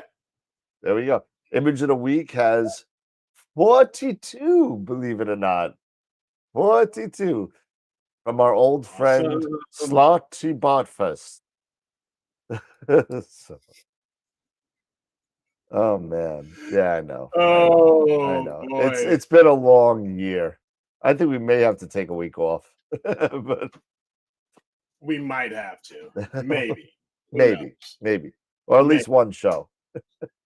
We'll see. We'll see. So I'm just really quick. I was looking at the clear dark sky or clear sky chart for the closest spot in my area because it looks like nothing but clouds until Christmas Eve.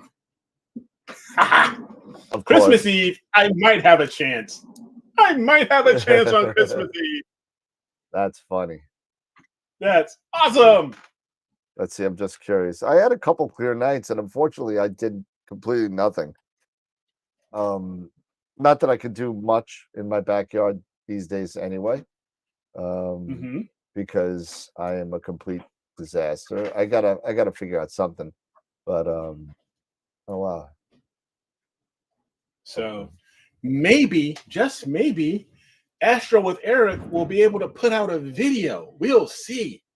Oh my goodness. No promises because it's still cloudy.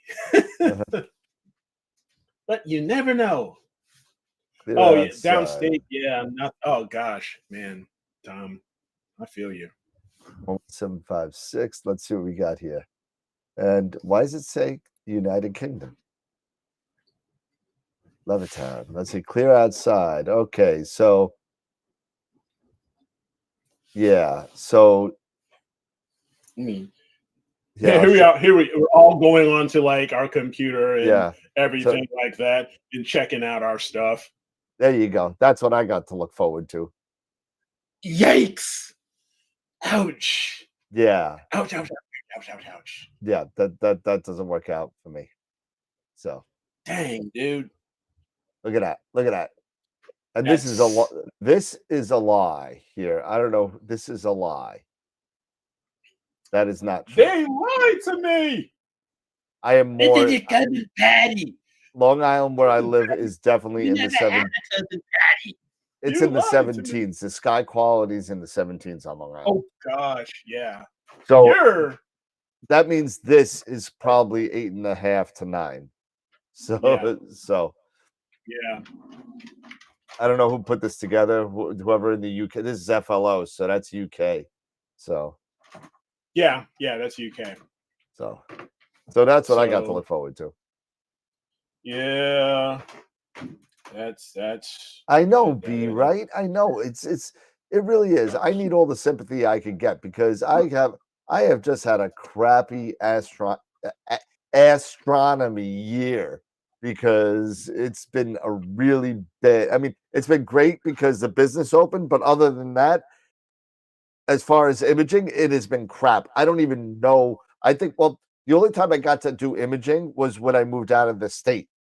So when I went to Star Parties or Nebraska or Cherry Springs or something like that, and I'll be damned if I'm going to be tenting or driving. I'm getting that RV and I'm dropping the RV and that's it. And I'm going to crawl into bed whenever I feel. I'm too darn old to be standing up till 5 o'clock in the morning and being all wet and cold. I'm already grumpy. I don't need to be wet and cold too. So you know what? This is a moment like back in the day when I was a kid and I would go to church and my pastor would have the sermon and he'd be going off the rails. And you just have, you would have our music, teacher and choir director on the organ.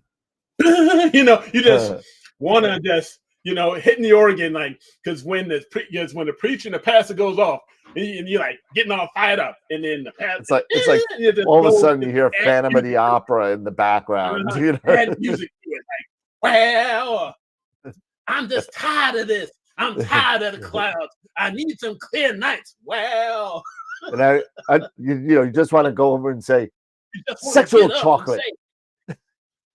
Exactly. I want to get up here. I want to get up and I want to get up. I want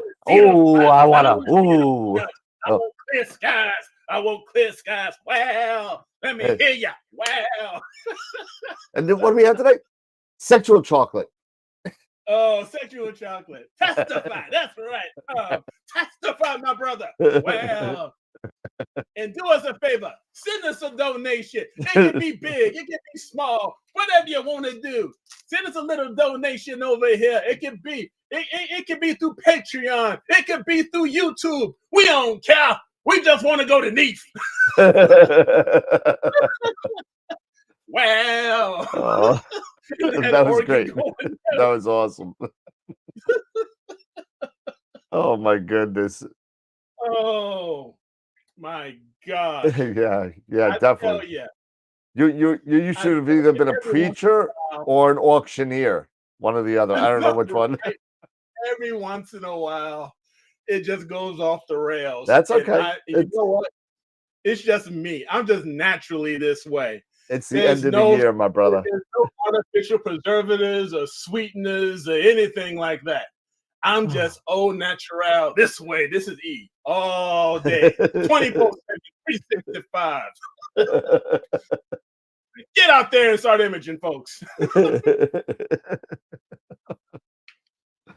Oh God. I gotta put that in the video. I gotta write that down. Not like at what is this? This is at about at the 1 hour. What is this? Let's see. 8:30, At the 2 hour mark. Oh God, yes. Eric Rant. There you go. Eric's Astro sermon. Here we go now. Oh yeah, there goodness. you go, Mike. There you go with the contribution. There you go. Oh, there you Let's go. get some good guys out here. Thanks, Mike. Appreciate it. Thanks, man. That's nice, man. Oh, Merry God. Christmas, bro. Merry Christmas. The power. The power there compelled me. Yes. May the power of Eric compel you. Oh my goodness. That's awesome. That was better than Flip Wilson. You're the man. That's better than Flip Wilson. That's awesome. Don't get me started on Flip. Flip the man. Shoot, you should have seen Flip on what was that? The Oz. Flip Wilson. He was on the Oz. He was he was the man. Shoot. Yep. He was the Tin Man. Oh my! I think it's time to do picture of the week. I think. Yes, it is time to do picture of the week. Let's segue on off from my ranting and raving and all my lunacy. That's okay. I'm glad it was finally you. It's usually me. No, yes, I you know what? I probably could do Nipsey. You know what? I probably could do Nipsey. The only thing I could do is the movie phone guy. Oh yes. If you know the movie you'd like to see, press 1. You know what, Tom? Yes, I am, but I'm on low. I'm not on the crazy painkiller. I'm just on Motrin and Tylenol right now. So that don't really count. So, but I just get high off life. That's all it is. I hear you. I just get high off life. It's all good, and then my kids, just having my family, and the way they are, they just drive me crazy sometimes. Even when they ain't around. Okay. So anyway, let's do this. Let's hop on over to my screen. Let me just get this all prepped up. And we are going to, so just give me a sec here. I'm going to go to the AstroWorld page. I'm going to visit the site. And we're going to share the screen here. All right. Wop, wop. And here we go. So again, another reminder. If you like what we're doing, you'll appreciate like what we're doing or anything like that, however you guys feel. It's Christmas time, Christmas spirit. Do me a favor. Give us some thumbs up. Give us a like. Give us all that stuff. I'm going to go live here. And where are we at? If I do a refresh, somebody better, this can't be right. I know this isn't right. 4 likes. Let me refresh. There's got to be more than that. Okay, boom, 21. We're getting better. We're getting better. But see, we're down by 10. 10 are watching. I'm only seeing 21 thumbs up. Help a brother out here, please. Help us all out. So anyway, go to AstroWorldWeb.com/IOTW. That's image of the week. And don't forget, it is begun. Image of the year voting has begun, as we've been talking about. Again, congrats to Tom last week for his Heart Nebula. And so now we are at the 22nd. And we had Dave Schaefer's Horsehead and Flame Nebula. One of my all-time favorite areas of the night sky. I always love when Orion comes back every fall and winter. and of course, as well as Andromeda. Andromeda by Harold Soto. And we had 42 votes. And Phoenix Astro, Mark, great shot here, man, of the Spider and Fly Nebula. Well done, my man. So let's now see who the winner is. So we'll go to the dashboard here. And we are going to go to the polls. And we're going, so for 42 votes. Yep.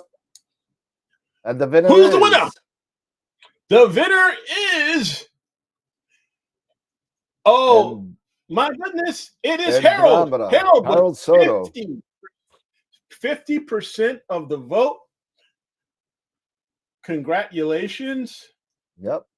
With your Andromeda Galaxy. Congratulations, Harold. My nice man. job, Harold. There you go. Nice job. Well done. Congratulations, sir. Nice. Very, very cool. We'll get that up there.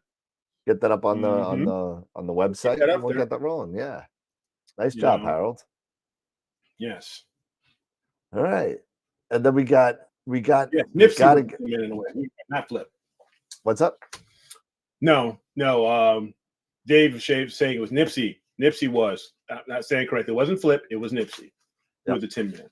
I got confused. Got a little confused there. But again, great Andromeda, great images to all three of you. You know, Harold, Mark, Tom, I believe. Yeah, Tom with the fly. Yep. Yeah. No, Dave. Dave, sorry. But I love the horse head. Like I said, I love that. I love Andromeda. I haven't gone after the Spider and the Fly. I think I should. Is Spider and the Fly over near the tadpole in the Flaming Star? I don't know. I don't know where it is in the sky. I can't remember where that is. Where in the night sky that is. But all of them look great. So congratulations. Don't forget tomorrow morning, if you are so inclined and interested in getting your image out here for image of the week. You never know, yours can make image of the month or even image of the year. Our voting will open tomorrow for next Friday.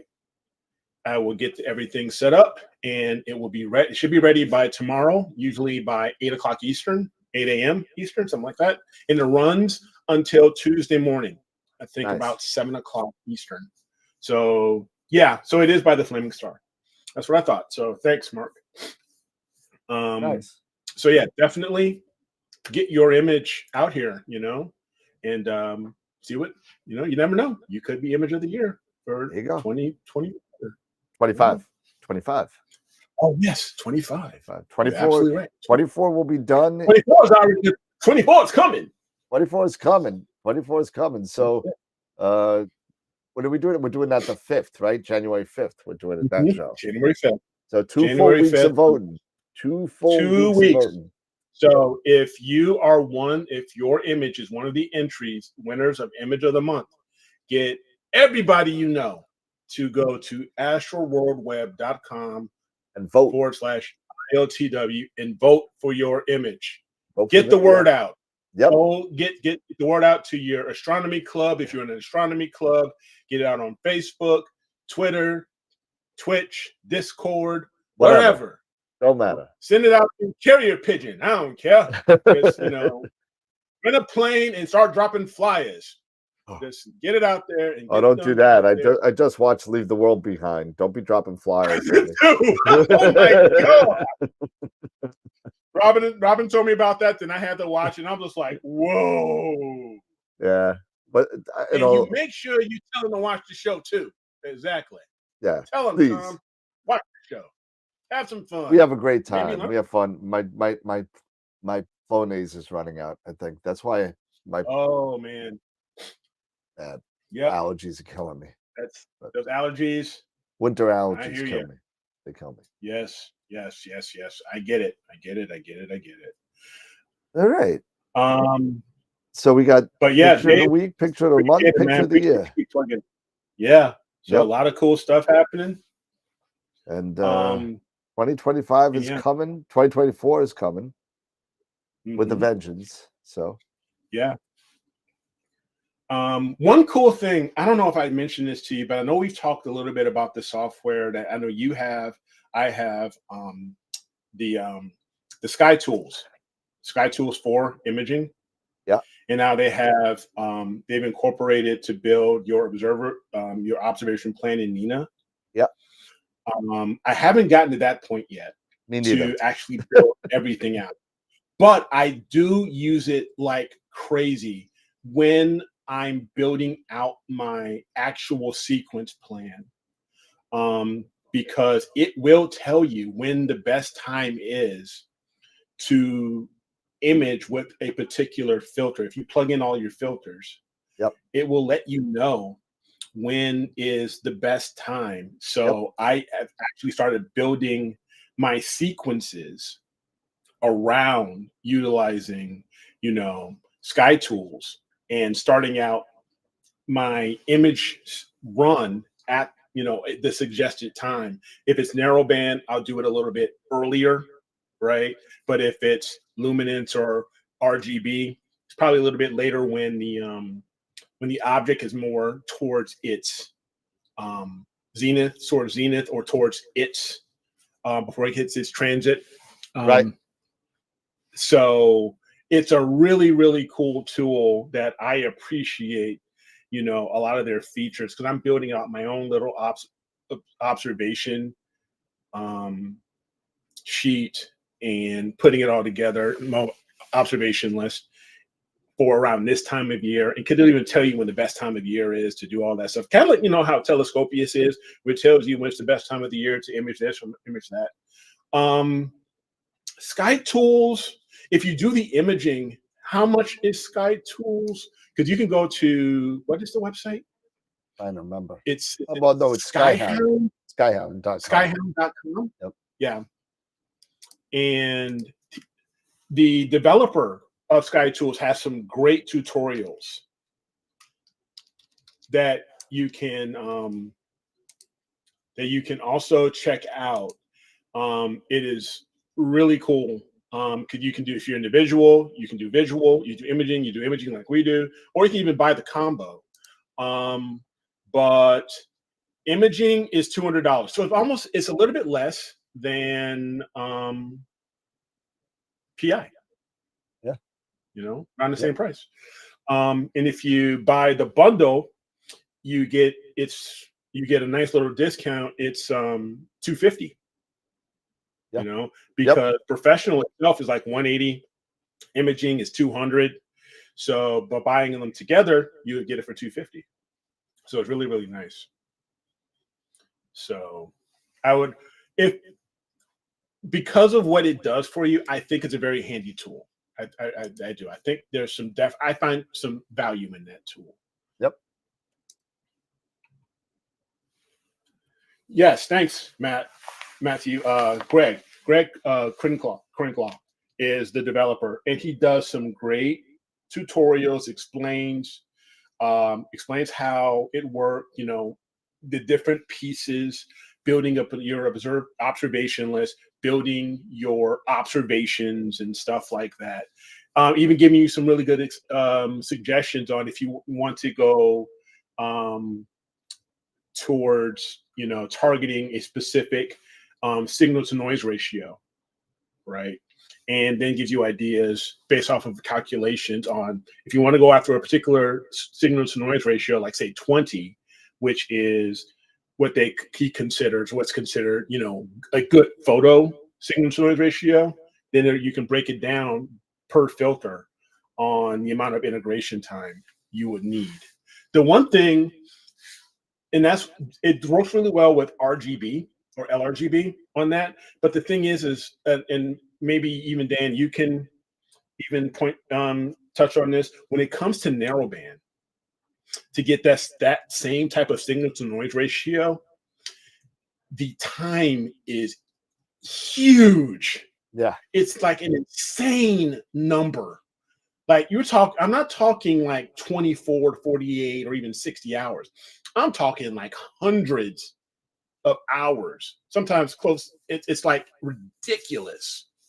So I have to ask, maybe when I'll go into a forum or anything like that. And so I think there is a forum and you can ask questions and Greg can get back to you of how do you really put together, if you want to do narrowband,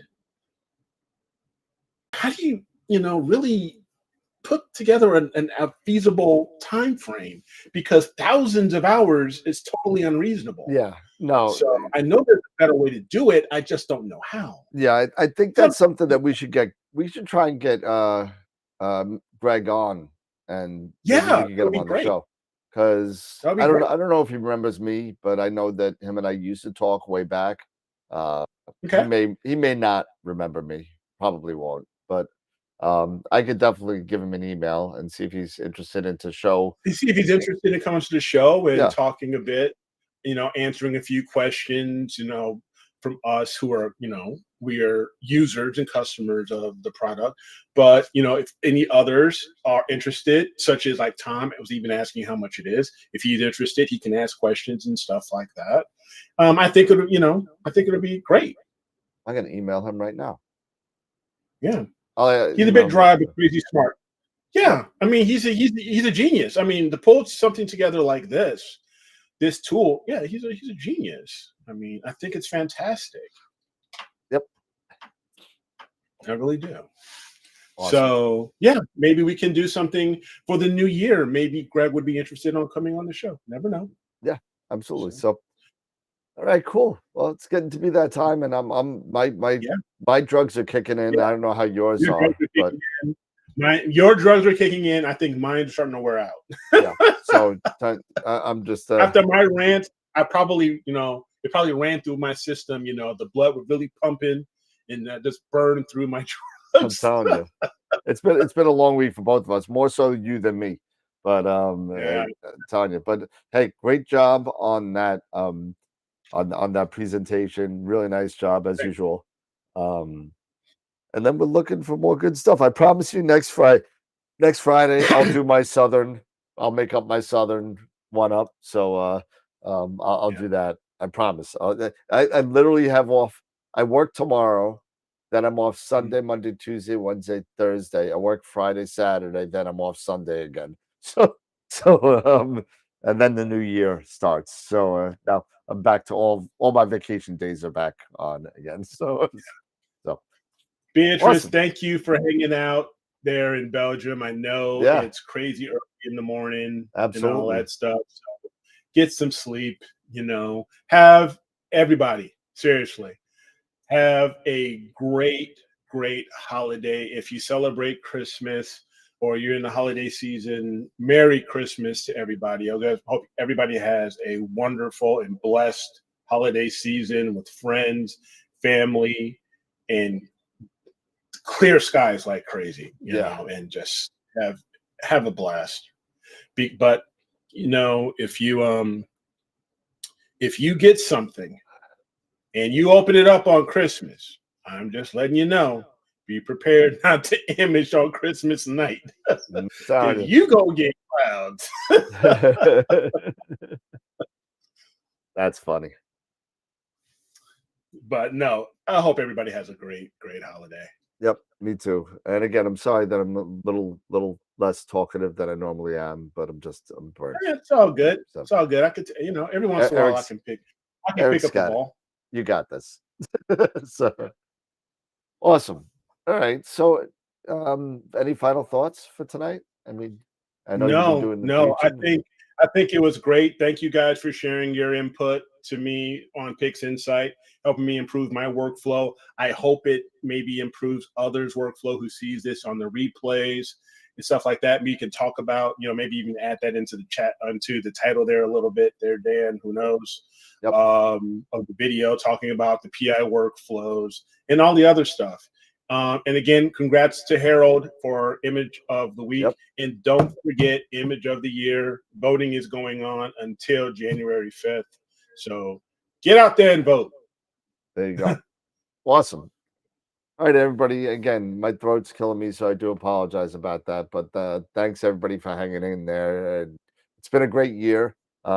Enjoy your holiday on, what is it, Sunday is Christmas? Is it Monday, Sunday? What is it? Monday. Monday is Christmas. So enjoy your Christmas Eve, enjoy your Christmas, and whatever other holidays out there that you may or may not enjoy them as well. So Hanukkah and whatever else is out there, I don't even know anymore. I just know Christmas. Happy Kwanzaa. Kwanzaa. There Happy you go. Kwanzaa. Happy Kwanzaa. To all my brothers and sisters, happy Kwanzaa. There you go. So Festivus, all that stuff. Festivus, absolutely must have the Festivus for all of us. So Festivus for all of them. awesome, All right, everybody. guys. All right, well, have a good night, everybody. Take care. Have a great weekend. Enjoy it. Enjoy the holidays with your families. Be safe if you're driving out there or traveling. Please. Yeah, and just enjoy the company of each other and enjoy the holidays as they go on, whatever holiday is out there. So peace on earth and goodwill toward men. Yeah, all of that. At least goodwill towards men. Maybe that'll help the peace problem. But but we should probably say goodwill to all people at this point. I don't know. Goodwill to all people. All people, not just men. All people. Everyone. I mean, they changed Star Trek to where no one from no man. So we got to change. Yeah. I don't know. Yeah. No matter where you're from, goodwill towards you and your family, prosperity and joy. I saw a picture, and I'll leave everybody with this thought. There was a Spock mug that was out there, and he's got the saying, "Live long and prosper," right? Mm-hmm, the cup said, "Live short and suffer," with a picture of Spock's face on it. It was great. This is why we don't mark this down for kids, these YouTube videos. I'm telling you. Awesome. Well, everybody have a great night. Have a great weekend. Eric, if I don't talk to you, well, I'll text you over the weekend. You and your family have a great holiday. And Thank you as well. You and Jen, your mom, everybody. You guys have a great holiday. You too, man. All right, sounds good, everybody. Have a good night. I'm gonna go take some more Flonase, and Eric's gonna, pop some pills and painkillers. So I'll see you later, everybody. Have a good night. Remember, always keep imaging, keep educating, and clear skies. And we'll see you after the holiday. Bye-bye, everybody. Yeah, see you next week. Bye-bye, everybody.